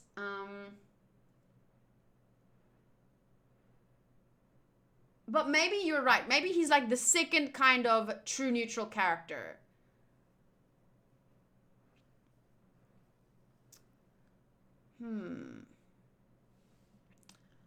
Let's see. Okay, so Horace Slughorn apparently is a true neutral character, although I don't know. Okay, if you say so. Here I have Snape. Is he a true neutral? Tyrion Lannister apparently is a true neutral, and I don't have any other anime. Horace Slughorn. He was in like the 6th or 7th Harry Potter movies. I think you could also make a case for Robin being chaotic neutral. Oh, yes. Okay, I'll get there in a bit when we get to that one. It's right next. Anyway, for chaotic... wait, what are we on? True neutral still. Yes, true neutral. So for true neutral... you shall avoid lies. So it's not like you're not allowed to lie, but you'll avoid lying. You shall not kill the innocent. You shall not murder. You shall help the needy if such an action aids yourself. You shall honor those who honor you. You shall follow the law unless breaking the law can advance you without harming others. You shall not betray others unless your life is in jeopardy. See, like, for example, Robin, Sanji, Zoro would not betray not at all. I don't think betrayal, like they wouldn't betray someone that they choose to be with at all. But like I said before from the beginning, no character will 100% fit into any of these categories, but it's just about where they more or less fit into most. You shall aid those who aid you and harm those who harm you. You shall not promote an extreme viewpoint. See, that to me is Sanji and Zoro especially. Like, they're so chill. They're so like, I'm doing this because it aids me. Like, Zoro is with Luffy only because it doesn't hold him back in any way. Remember what Zoro said at the start.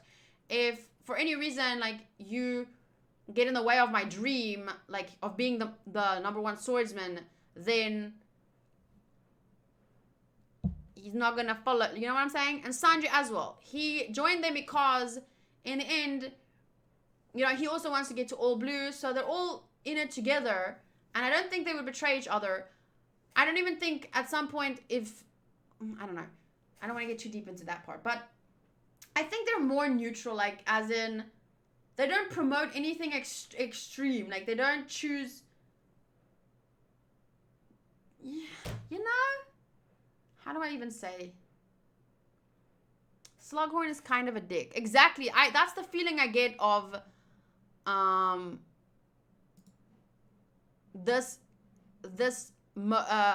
they see good, evil, law, and chaos as prejudices and dangerous extremes. Like, if you see, I don't know, it does seem kind of like people in this, like, if there's two types of true neutral characters, the ones who understand what good and bad is but don't really care so much about either, versus the ones that choose to be the middle because they don't want to go anywhere else. Like, it seems kind of like a shitty thing. Like Slughorn. He didn't want to choose a side, but sometimes you have to choose a side because otherwise you end up letting the evil run rampant. And like, that happened kind of. Because I don't want to spoil you guys in Harry Potter, but I don't really like this type of neutral.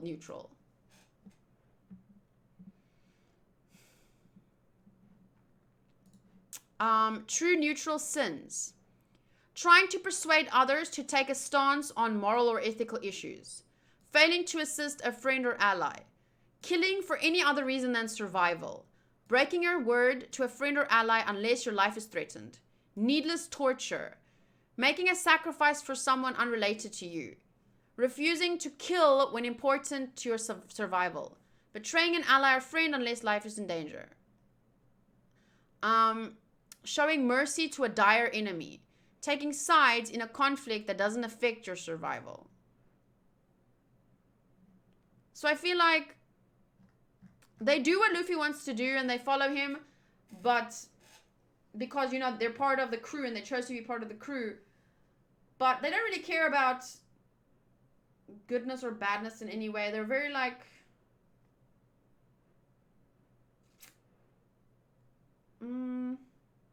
they're very focused on their goals, and if on the way with Luffy they end up doing whatever, as long as it promotes their eventual goal, they're like just kind of on the journey, you know. He only helped Smoker because Luffy told him to.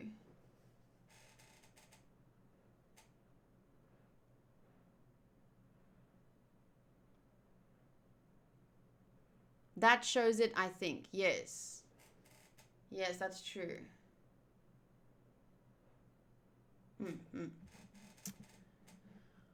Okay.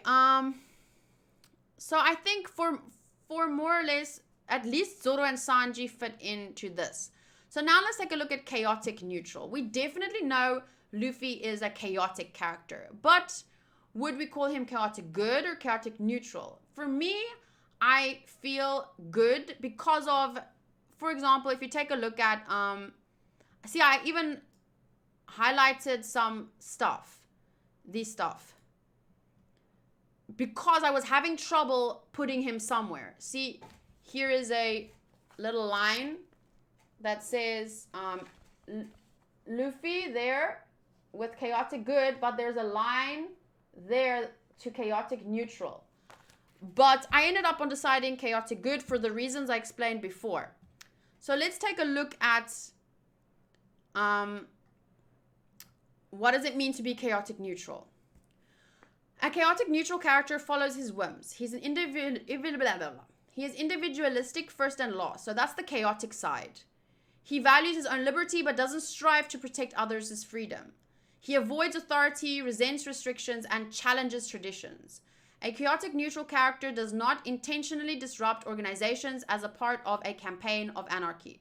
To do so, he would have to be motivated either by good and a desire to liberate others, or evil and a desire to make those different. See, a desire to liberate others, which I think Luffy is often motivated by.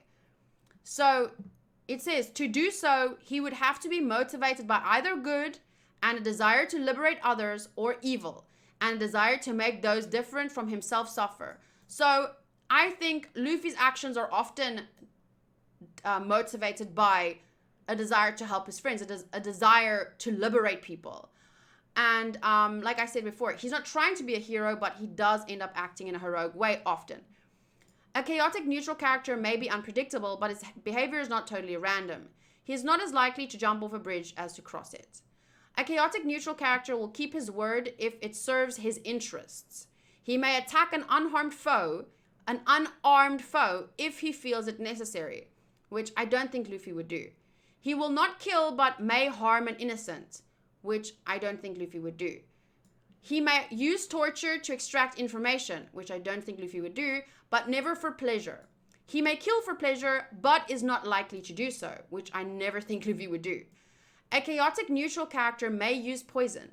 He may help those. I don't think Luffy would ever fight by poisoning someone. Freaking crocodile would, when he's losing. He may help those in need, and he prefers to work alone as he values freedom. He does not respond well to higher authority, is distrustful of organizations, and will disregard the law in pursuing his self-interest. He may betray a family member, comrade, or friend, but only in the most dire of situations. Which I don't think, like, this to me doesn't sound as much of Luffy as the chaotic good character does. Like, there are definitely some things that overlap because both are chaotic characters. But inevitably, I think Luffy is more motivated by goodness and a desire to help others, although they are his friends. But I mean, in Skypiea, like, there were people that helped him. They were good people, and he wanted to help. And he like literally changed the whole freaking country in the sky just because these two people gave them food or whatever. You know, like, to me, that's a huge a motivation by goodness. Like, you know, he wanted to help these people.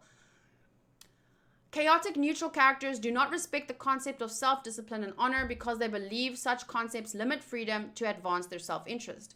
Whereas I do think Luffy has a lot of honor, especially when it comes to fighting villains. Like, I don't think, like I said, he would want to win fair. He would want to beat them on, like, fair ground. He wouldn't poison them. Whereas I think a chaotic neutral person wouldn't, if they can win by poisoning, doesn't matter to me. They don't have as much honor as I think Luffy does have honor. He won't, if his enemy doesn't have his weapon with him and he's kind of like fumbling, I don't think he would kick a man when he's down. Like, he's more like, he has at least somewhat honor, you know?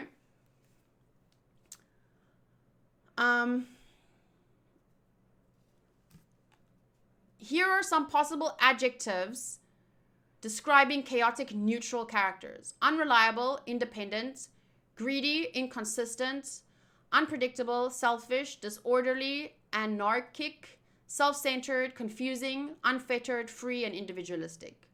Well-known chaotic neutral characters from film or literature include Captain Jack Sparrow, Peeves the Poltergeist, and Q from Star Trek, and Conan the Barbarian.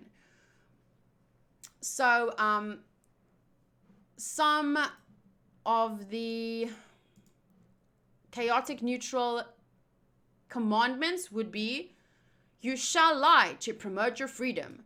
You shall not kill the innocent. You shall not murder. You shall help the needy if such action promotes your freedom. You shall honor no authority above yourself. You shall break the law whenever convenient. You shall not betray others unless your life is in jeopardy. You shall not aid enemies of freedom or those who promote the law.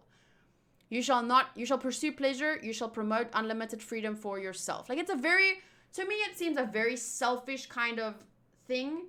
Like, if I look at Slughorn, no wait, Slughorn wasn't the previous one. I would put Slughorn in chaotic neutral. I don't like that guy. Q is fun, though I've only seen TNG and I think he shows up in other series. Fuck Q. I don't know who Q is. If we take this definition, that's definitely not Luffy. He has extremely pure tendencies and isn't selfish to a point that he would do anything dirty to anyone just to elevate himself. Yeah. To me, this is a very chaotic neutral is not a good, it's not an honorable, whereas I see Luffy as a very, he's more, he obviously, some of these things fit him, yes, but he is, the amount of goodness that he brings into the world, to me, just, I can't put him in here, you know?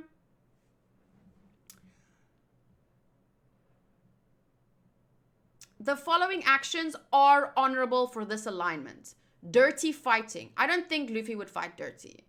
Fleeing a battle that's obviously going poorly. Luffy would never flee a battle. He has to be thrown out of that fucking battle. You know? He would not flee. Like, these are actions that are honorable.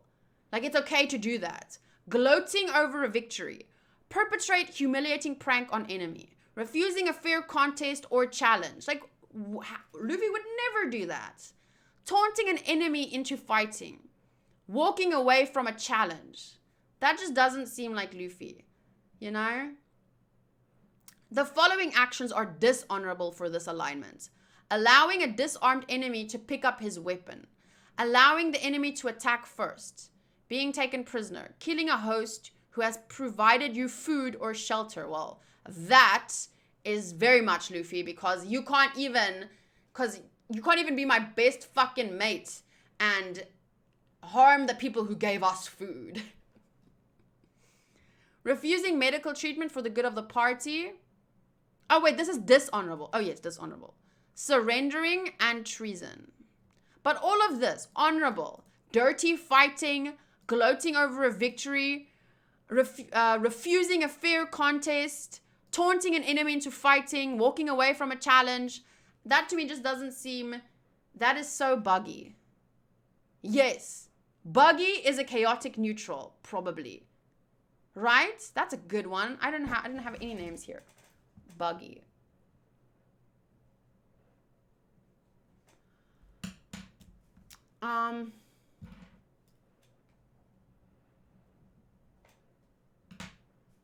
Mr. 3 as well?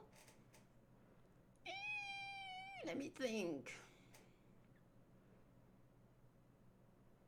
I wouldn't call Mr. 3 a chaotic neutral though. He's evil. Isn't he a little, he's a bad guy. I wonder. I mean, definitely some of these things sound like him. And he's not like the most chaotic evil person, but I definitely think he's not neutral. I think. What do you guys think?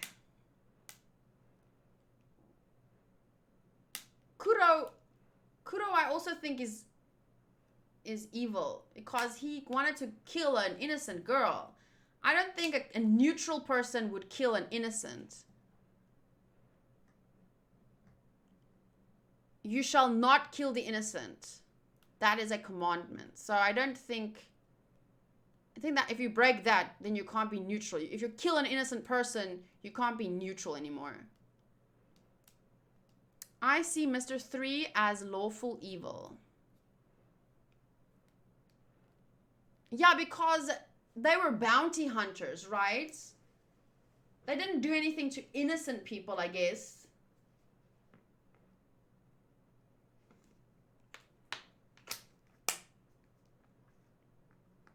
Kuro is a neutral evil. Ah, yes, because he doesn't enjoy killing, but he's not above killing when it serves him.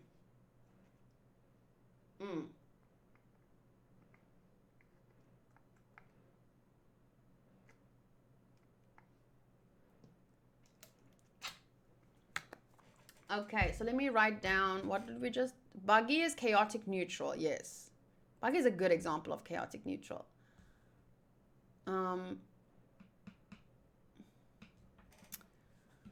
Phew, this is long. But fun. Examples of... Oh, wait, no. Next is lawful evil. Okay, lawful evil. A lawful evil villain methodically takes what he wants within the limits of his code of conduct without regard for whom it hurts. He cares about tradition, loyalty, and order, but not about freedom, dignity, or life. He plays by the rules, but without mercy or compassion. He is comfortable in a hierarchy and would like to rule, but is willing to serve.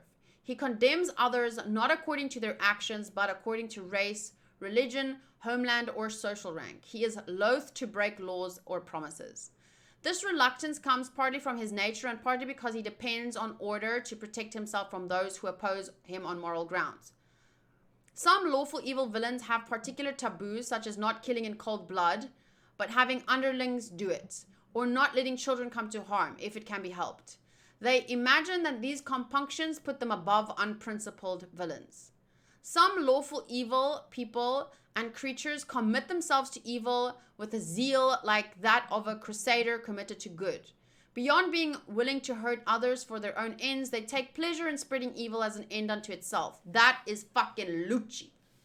They may also see doing evil as part of a duty to an evil deity or master. This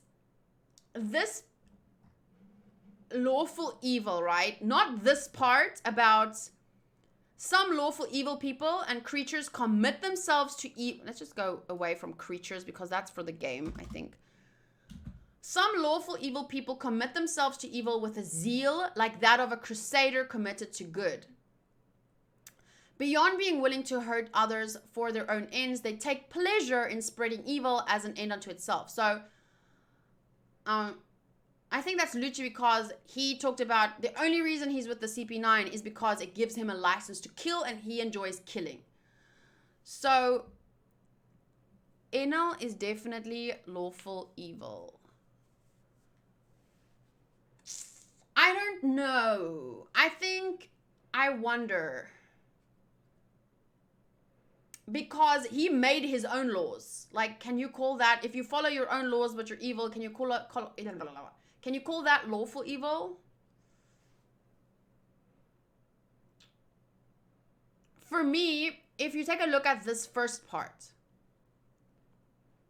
a lawful evil villain a lawful evil person. Let's just say person real quick.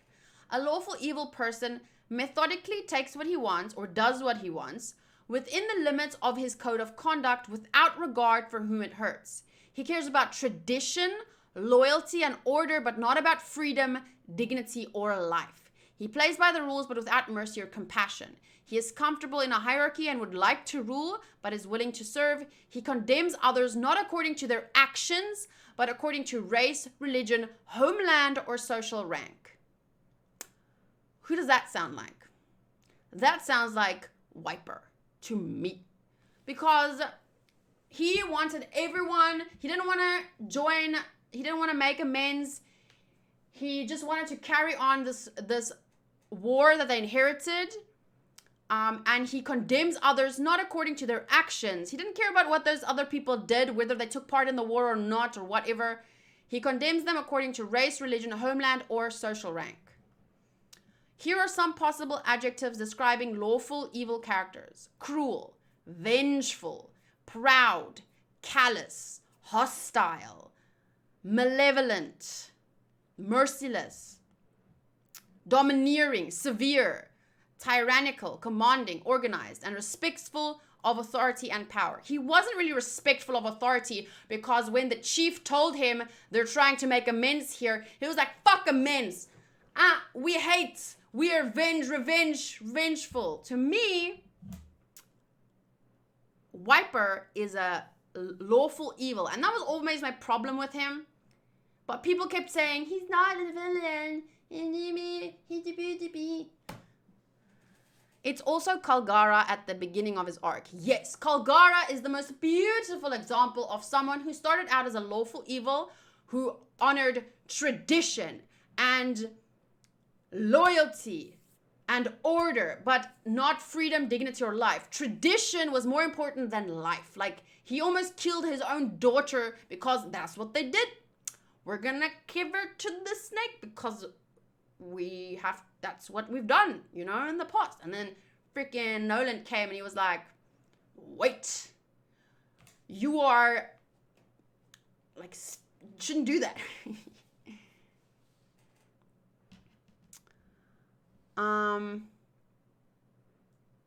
And then he changed and he became a good person, a lawful good person. Kalgara, at least. Wiper didn't change, but Kalgara did. Crocodile is lawful evil. Yes. I think so. Because he was working with the government, wasn't he? He takes what he wants within the limits of his code of... Nichua says, I think Croc is neutral evil. Okay, let's go on to neutral evil. I just wanted to point out that this is how I saw Wiper, and I don't think people understood that. And it frustrated me a lot because I was never like calling him like I understand, oh, you know, the war has been going on, but his chief and everything, they were trying to work it out, and then he just wasn't having it. I love how most of these words can be applied to Wiper. Cruel, vengeful, proud, callous, hostile. Don't know what some of these words mean. Merciless, domineering, severe, tyrannical, commanding.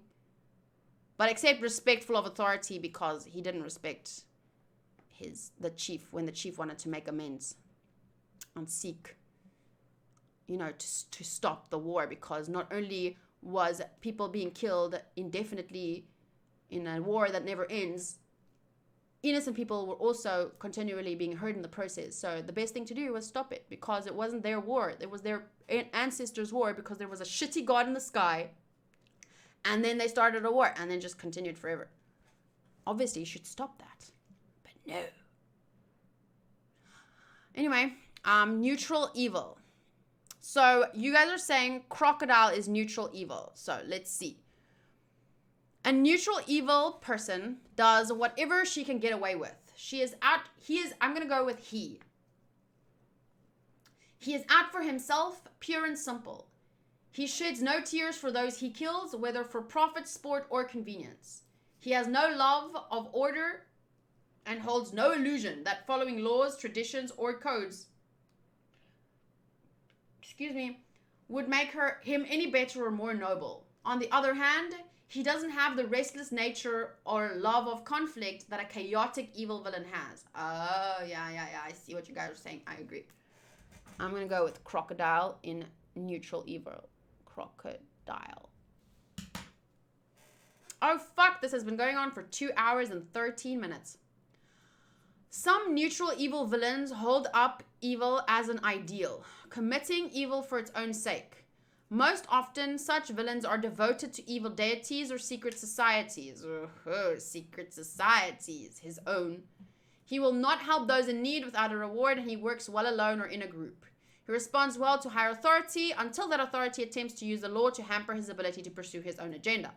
He will follow the law unless breaking it is in his best interest, and he's reasonably sure that he will not be caught. He may betray a family member, comrade, or friend if it's convenient to do so and it advances his agenda. Neutral evil characters are indifferent to the concepts of self-discipline and honor, finding themselves, poison. You'd poison your enemy, crocodile.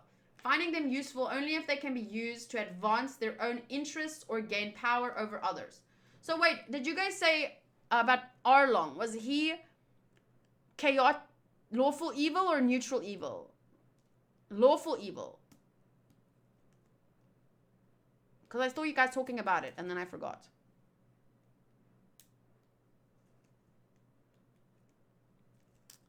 Okay, I agree. Because of the reasons you guys mentioned, like tradition and blah blah.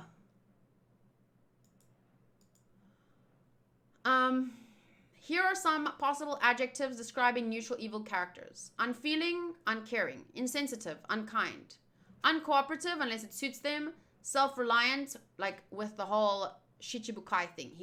He's cooperative because it suited him. Self-reliant, wicked, cruel, depraved, corrupt, yes, immoral, hateful, vicious, and destructive. Well-known neutral evil characters,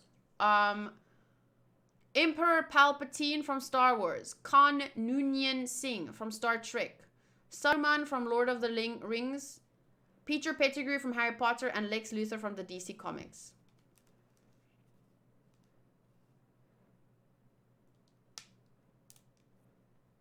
Shawnee says, I see Arlong as more a neutral evil.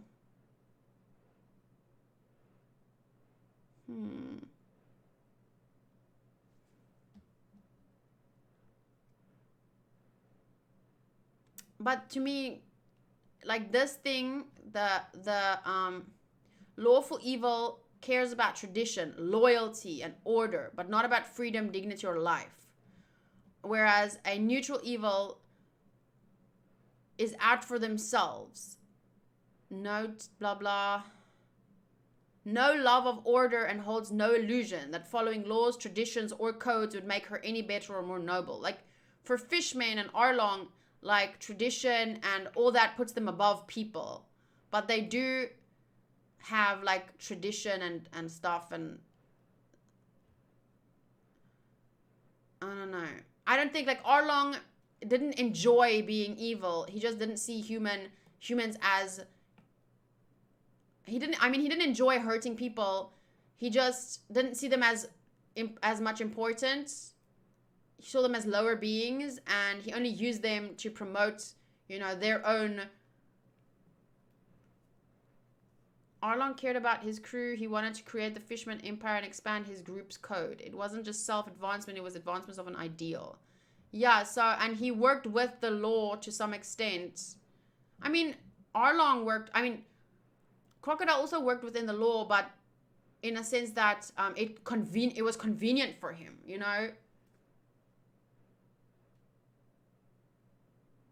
It worked, it fit into his plans. I guess it's a very slight difference, but for me it comes down to that whole tradition thing. Like, I don't know. Crocodile had no code whatsoever. Yeah, he didn't have... Yeah, I think that's the most important part. Because lawful evil comes down to laws and codes and traditions and, those kinds of things. Whereas neutral, it's like, as you can do whatever and as long as it benefits you.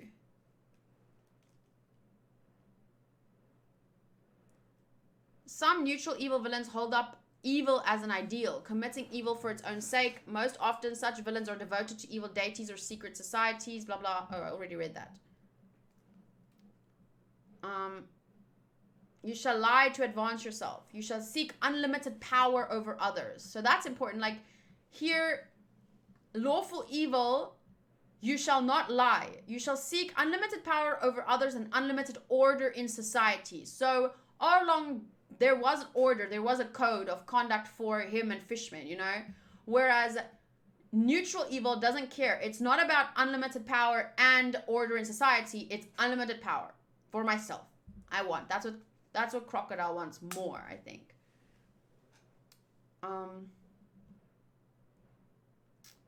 Then lastly is chaotic evil. Oh my god, I need to pee.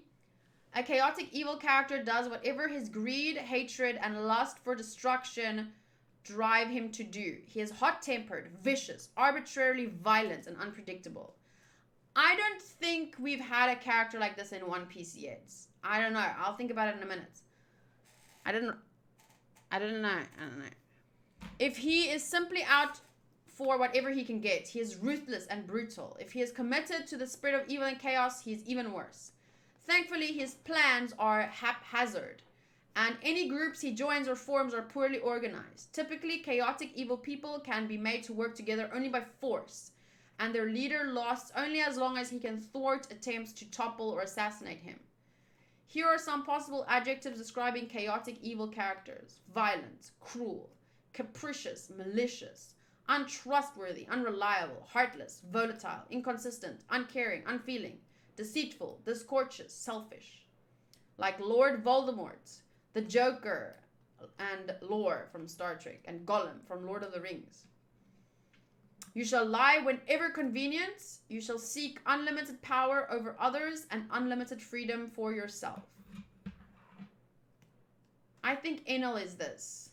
Yes, because he just wanted power and freedom, and he had fun killing people and zapping them, and, you know, for him it was all, yeah. I think so. We're going to have a game where you all kill each other and whoever survives comes with me. Oh, maybe I should kill you too. Wait, what's that?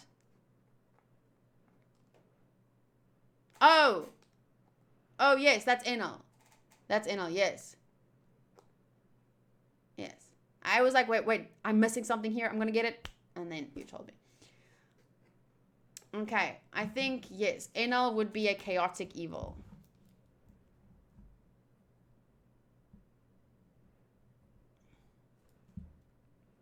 Survival game. Yeah, he's totally chaotic and evil.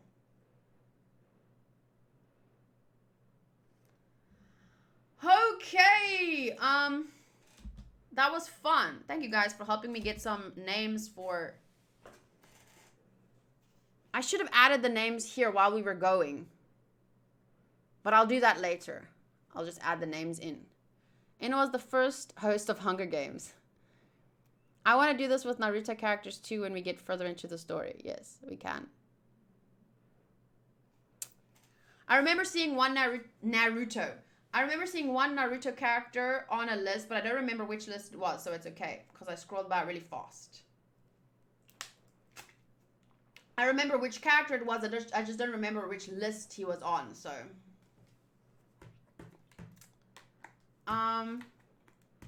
Okay, episode 306, the only note I made was, Kokoro Ba-chan is a mermaid! Ah! I have no notes for 307, 308, or 309 that I have for 309. It just says, Zoro's sword gets rusted completely and disintegrates because of a rust man who is defeated by Usopp. Yubashiri is no more. I loved seeing Robin and Nami fight together so much. I just really miss Vivi. I would love to see these three fight side by side. And this was a question from someone on Patreon, Mosshead3. Final thoughts on Lucci. What did you think about his character? How well did he play the role of this arc's antagonist? Well, we figured out that Lucci is a lawful evil character. He was definitely a very interesting character. Like, he was a great villain. Like Enel and Arlong. Like, he was a great main villain. He had a very strong personality. He looked very cool. He had these cool moves and everything.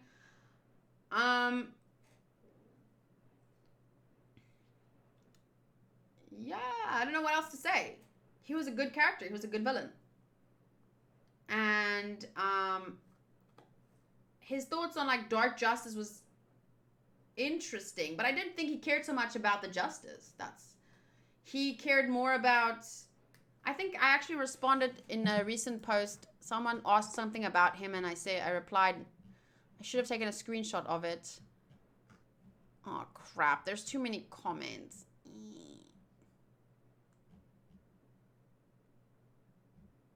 I should have taken a freaking screenshot.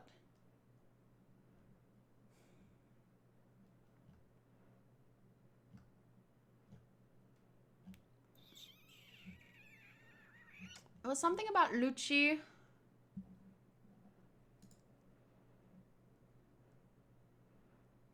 Oh, I think it was from episode 305 to 309. I don't know which episode, but Chris Poveroni, I think that from Lucci's point of view, he assumed that those 500 soldiers who surrendered to the pirates, I don't remember if they surrendered. I maybe missed that part. I didn't know they surrendered. I thought they were captured. I didn't know if is captured automatically. Does that mean they surrendered or what? So anyway, I think, and if simply freed, wait, let me restart. I think that from Lucci's point of view, he assumed that those 500 soldiers who surrendered, I thought he assumed they surrendered, but the sentence isn't finished. Okay. From Lucci's point of view, he assumed that those 500 soldiers who surrendered to the pirates did so once, and if simply freed to go back to their duties, they might surrender again in the future to another threat. Necessitating future help from the world government again. Killing the weak soldiers, I feel in his view, was a means to teach an object lesson to that kingdom to either die protecting your kingdom or don't become a soldier in the first place. I'm not defending his method or reasoning, but merely trying to describe how Lucci sees the world, which is very black and white. Either you are protecting the world government or you are in its way. And then I replied, I don't know. To me, all I need to know is what he said most recently in the anime's present. So that was in the past. I don't know about then. I didn't even know those soldiers surrendered. Like, did they surrender? I'm not sure. Did I miss that part? But anyway, what he said in the anime's present was, we heard him say, I don't give a fuck about, okay, he didn't say I don't give a fuck. Let me rephrase. He said, I am only with the CP9 because I love to kill. And being with the CP9 gives me a license to kill. And to me, like he's like Jabura. They enjoy fighting and killing. You know? And he's only with the CP9 because it gives him license to kill and he likes killing. Therefore, he will use any excuse to kill anyone. I don't really think he cares so much about protecting the world government, but rather he cares about protecting the system that works for him. So, like, I don't think if he falls within lawful evil, he's more evil than lawful. Like, he's lawful because he can kill then, and no one will chase him down and put him in prison. You know? For me, it's not that. Yeah. When I saw the actions of Lucci killing the soldiers and the vice admiral shooting the marine, the first thing that came to mind was something called Wehrkraftzersetzung, undermining military force. In Nazi Germany, it was a military law that saw soldiers punished mostly by death penalty for questioning the actions of the government and military, desertion, defeatist statements, self-mutilation, and surrendering to the enemy. It is a mindset that is designed to erase any criticism and create a climate of fear within the ranks. So this goes more for the vice admiral because he killed that soldier who's under his command, but Lucci's mindset seems to be the same. But see, that's to me, I understand that when you talk about the vice admiral, but because the vice admiral is lawful first, and that sometimes makes him commit evil actions, like killing someone because it helps the law. But for me, Lucci is only a part of the law because it helps him kill. So he's an evil character first and is part of the law to help him with that, because that's how I understand his character. So I think the best way is just to say, for me, the admiral is a lawful character that causes him to do evil things. Whereas he's too strict, too lawful. Like, whoa, dude, seriously? And then Lucci is an evil character first and uses the law in order to be able to act evil. You know? Does that make sense? For me, it's a little different. Our carnivorous devil fruit makes people more violent too. That is possible.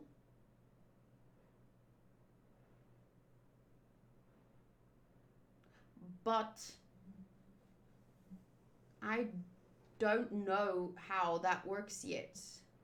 Yeah, Nishuaf asks, is that confirmed? Although I do find that plausible, because when I watch My Hero Academia, I think their quirks definitely influences their personality, or at least, if not influences, emphasizes things that already exist within a person's personality. That is a theory I have for My Hero Academia, and I think it applies to Devil Fruits too. I don't know, it's just a theory. I don't know if it's been confirmed, but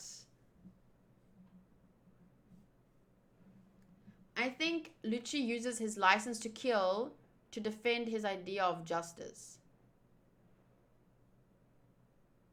Okay. Chopper said it when they first saw Lucci. Oh, I don't remember that. But I agree with that. For me, I've always been trying to say that about My Hero Academia as well. Your quirk or your devil fruit power influences your personality, or a more likely case, enhances certain aspects of your personality. Like, if you're already a violent person, a carnivorous devil fruit would make you a lot more violent, probably. This may be true, but as Oda implies with the dark justice, he has a sense of justice within his own mind that's not connected to his lust to kill. Okay.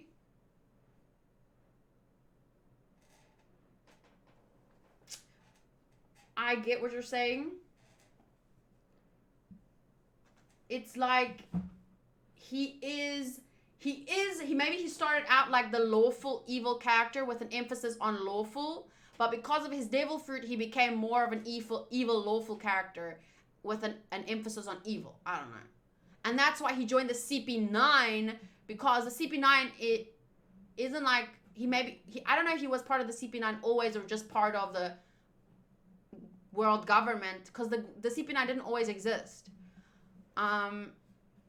So I don't know. We don't know enough about his character. We've only met him for like how many episodes have we known him? 60, 70? Compared to the other characters, it's like Luffy and them, we don't have as much to go off of. We don't know their past. Like, we know Nami's past. We know a little bit of Zoro's past and his beliefs. We know a little bit of Sanji. Whereas with Lucci, we only really know what he does now and what he did that one time when he was a kid or really younger. So maybe he was more like the lawful evil vice admiral that I talked about. Because I used them both as two different examples. Like, one is lawful evil and one is evil lawful.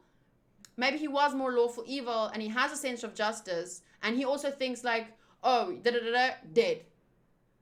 But I think now, or maybe because of his devil fruit, he's way more evil than lawful. So I get what you're saying. I put Chopper at neutral good with Nami. I'm not sure about Usopp.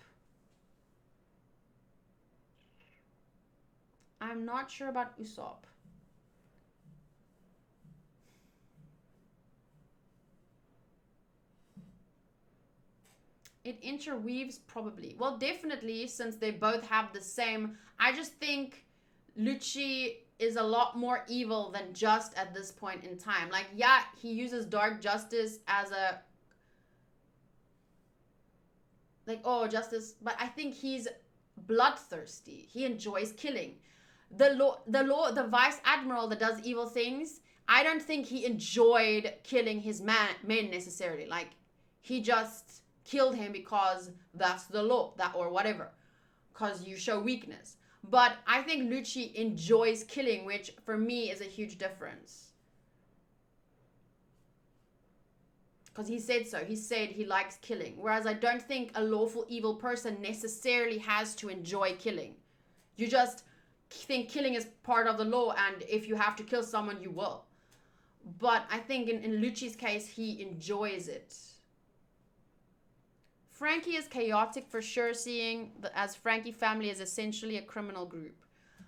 Yeah, they're kind of like bounty hunters though. Like they only hunt pirates. They only steal from pirates. So I guess stealing from someone who's already assumedly probably bad. I don't think they see it as like they don't just steal from anyone.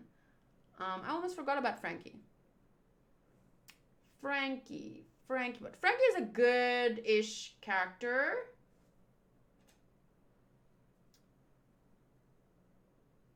He feels like, I wonder. It's getting harder to focus because I need to pee real bad. Usopp lies are his only bad traits, in my opinion. Maybe his cowardice, but if things get serious, I think Usopp is a good character. His lies are more of a joke anyway. They aren't really to deceive anyone in malicious nature. Ah, that's true. Intention is important. So probably he would also fall in the neutral good because most of the times his lies are either to make someone feel better or to protect himself and his friends. They're never to hurt. Yes, true. He probably would fall into... Would he fall into neutral or chaotic good?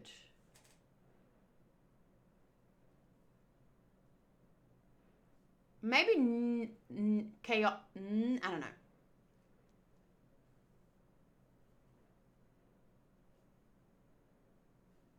I think neutral. I think his devotion to deception makes him chaotic.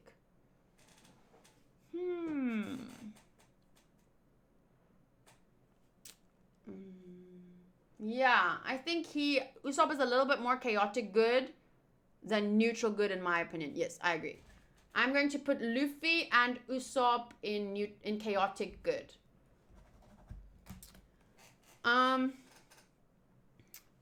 Alvida. Alvida, she is a pirate.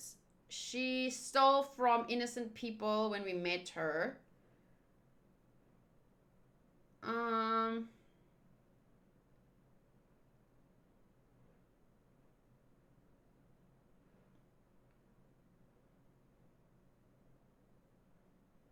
Probably chaotic neutral because...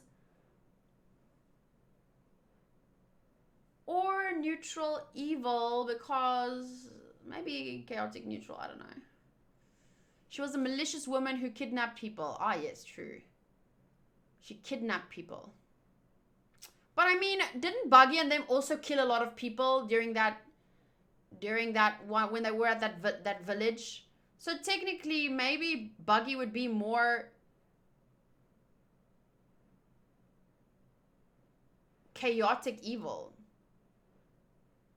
Not like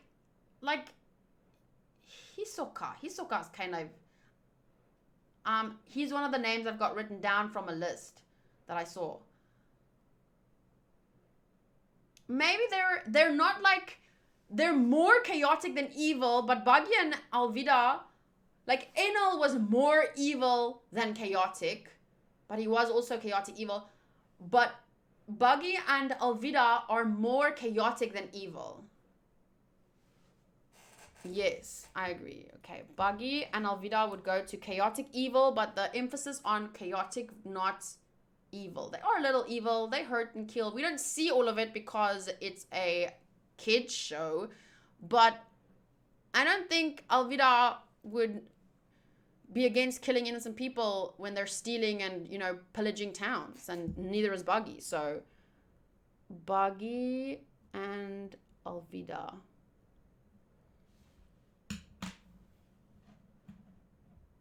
Buggy is a comedic relief character, but that doesn't change the fact that he's still an evil pirate who's not over killing and hurting people. But then we don't have any chaotic neutral characters.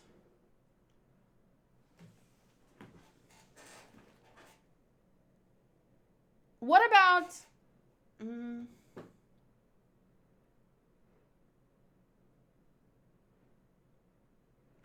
What about Usopp? Wouldn't Usopp be considered more neutral? But he's a good person.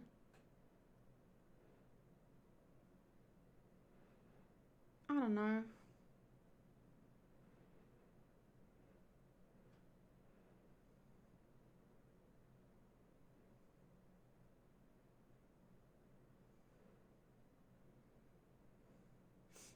I think Robin and Usopp are borderline for chaotic neutral. Like, maybe they border on chaotic good and chaotic neutral.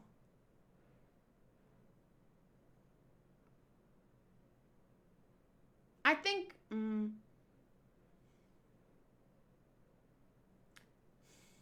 chaotic good and chaotic neutral overlap a lot.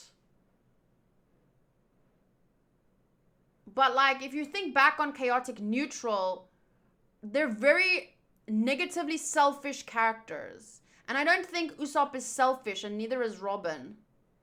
They care about, like, Robin cares about people in general. Like, even the people, remember, even the people when she was young, even the people that hurt her, she was sad about them dying. Like, her aunts and whatever. So I think... Robin used to be an assassin for Crocodile, though. Like, I don't think she killed innocent people. So we can't assume that. We can assume that Buggy killed innocent people because we saw him pillage a village. We didn't see him do it, but the people were running and hiding. And clearly, if they can pillage villages, they wouldn't mind if people got killed along the way. You know, they might not actively enjoy killing, but...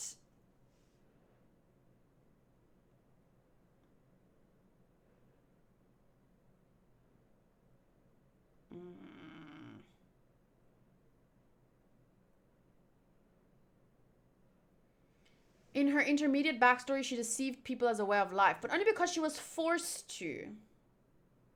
She didn't have a choice. No one would help her.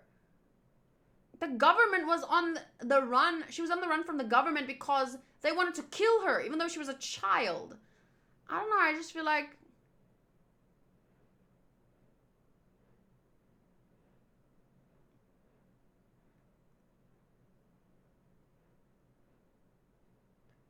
True neutral basically says anything is okay for survival. But for me, Robin didn't have a choice. So that's what makes it difficult for me.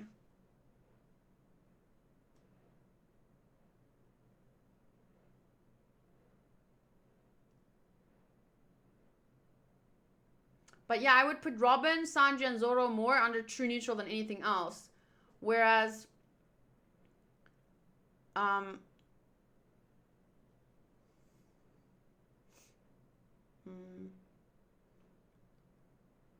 But chaotic neutral has a negative feel to me. It's like Peeves the poltergeist from... where is it? We went through chaotic neutral and it felt like a very selfish, focused... Yeah, I don't know.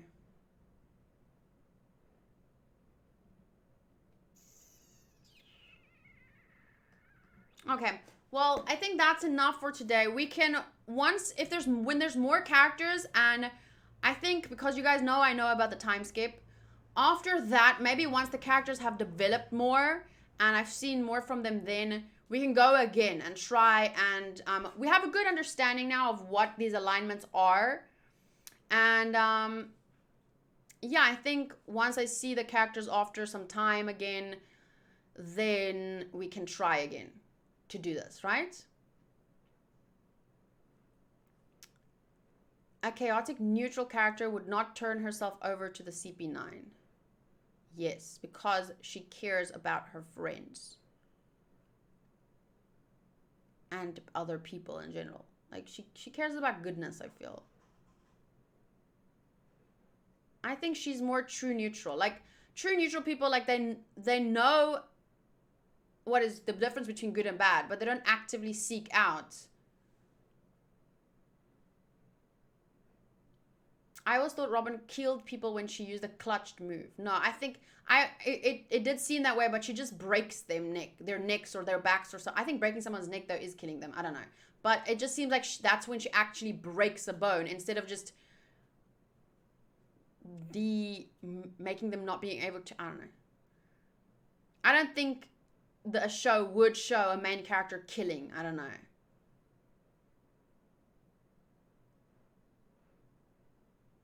But a true neutral character should avoid lies. But she doesn't lie because she wants to lie.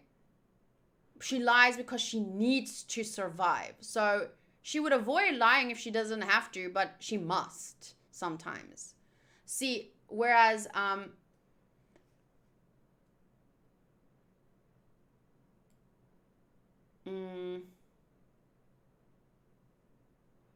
like Zoro and Sanji, they would lie if they need to. Like when Sanji lied, well, he didn't actively lie, I guess, but with the whole phone call and Mr. Prince thing, and not Mr. Prince, when he was, you know what I'm saying? Like, it's not that they won't lie, it's just that they don't make a habit of it. They don't, you know what I'm saying? Avoiding lies is different than saying, I will not lie, or never lying. Like, Luffy is one of those characters where he's too dumb to even, he wouldn't lie. Not because necessarily he thinks it's bad, but he's too stupid to think of, maybe lying would help me in this case to survive. He just relies on on fighting, you know, or whatever. So Luffy doesn't lie, not entirely because it's a principle of him not to lie, but I think like he doesn't need to lie. Like, that's why I feel like he's kind of inherently good. He's not lawful, but he's inherently good for me, Luffy. It's like an animal. No, it's not like that.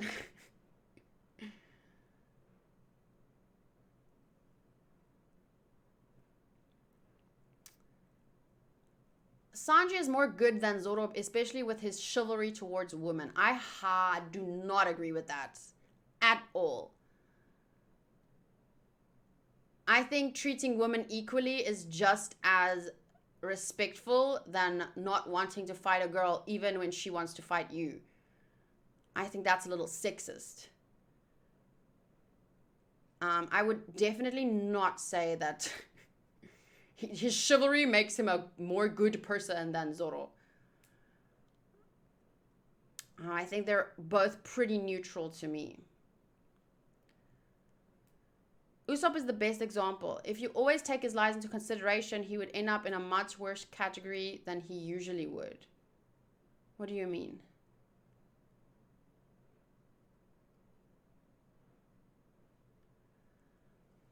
Okay, anyway, I'm gonna go pee this. Oh my god, 2 hours and 47 minutes it has been. Shit, we're not even done. But I think I'm done. I loved the OST in episode 310.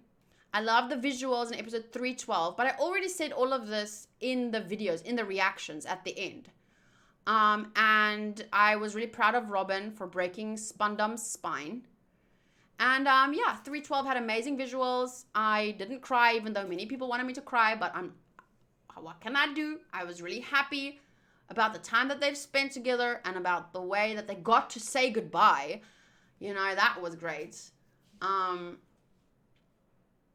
was happy about a lot of things. I was happy that Usopp took off his mask and, you know, Luffy saw him. That made me blissfully happy. And he you know, he worried about Luffy and he motivated Luffy to like, come on, like, do it, you get your butt.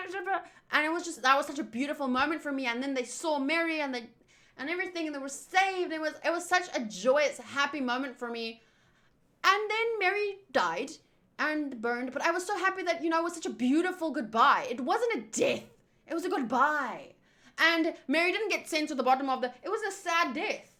Mary didn't sink to the bottom of the ocean, never to see his friends again and sit there and, well, my adventure is over. It was like sending, like, it was that beautiful, like, Mary will always be there looking down on them. I wasn't sad. Okay. And, it was a hopeful, beautiful ending. And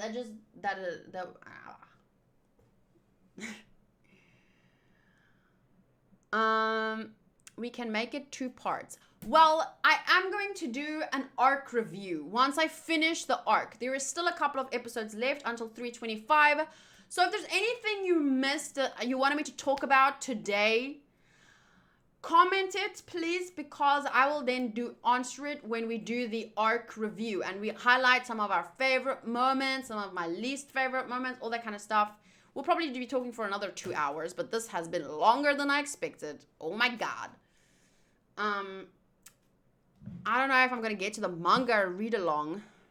Maybe we should watch the Index movie now, and then tomorrow we'll do Gintama and manga read along. Because honestly, manga read along is gonna take 2 hours now, and I've been talking a lot. I don't know. Maybe we should watch Gintama. Is William here? I don't know. But anywho, I'll decide with everyone that's here now what you guys want to do and whatever. But for now, my mouth is there. As I'm done talking. There's too much talking. Obviously, there's no right or wrong with anything that we discussed. It was all opinions. I like talking to you guys, hearing about, you know, Lucci as a character and his alignments and da-da-da-da-da-da. It was all very interesting. I would like to hear, for those of you watching on YouTube later, I would like to hear your thoughts. And please remember, if there's anything that I didn't answer here, you want to know more of, you can ask that. I will answer in the saga review. Okay, so thank you. Man, Tamara, Sotos, Nichua, Mati, Shoni, Sotos, Vert, Tiago, Angus, everyone who shared their thoughts, Shoni D, Sularon, Monkey D, Sukandu Daru, everyone that gave us their opinioneth and was here to talk. I enjoyed it. See you guys next time. Bye.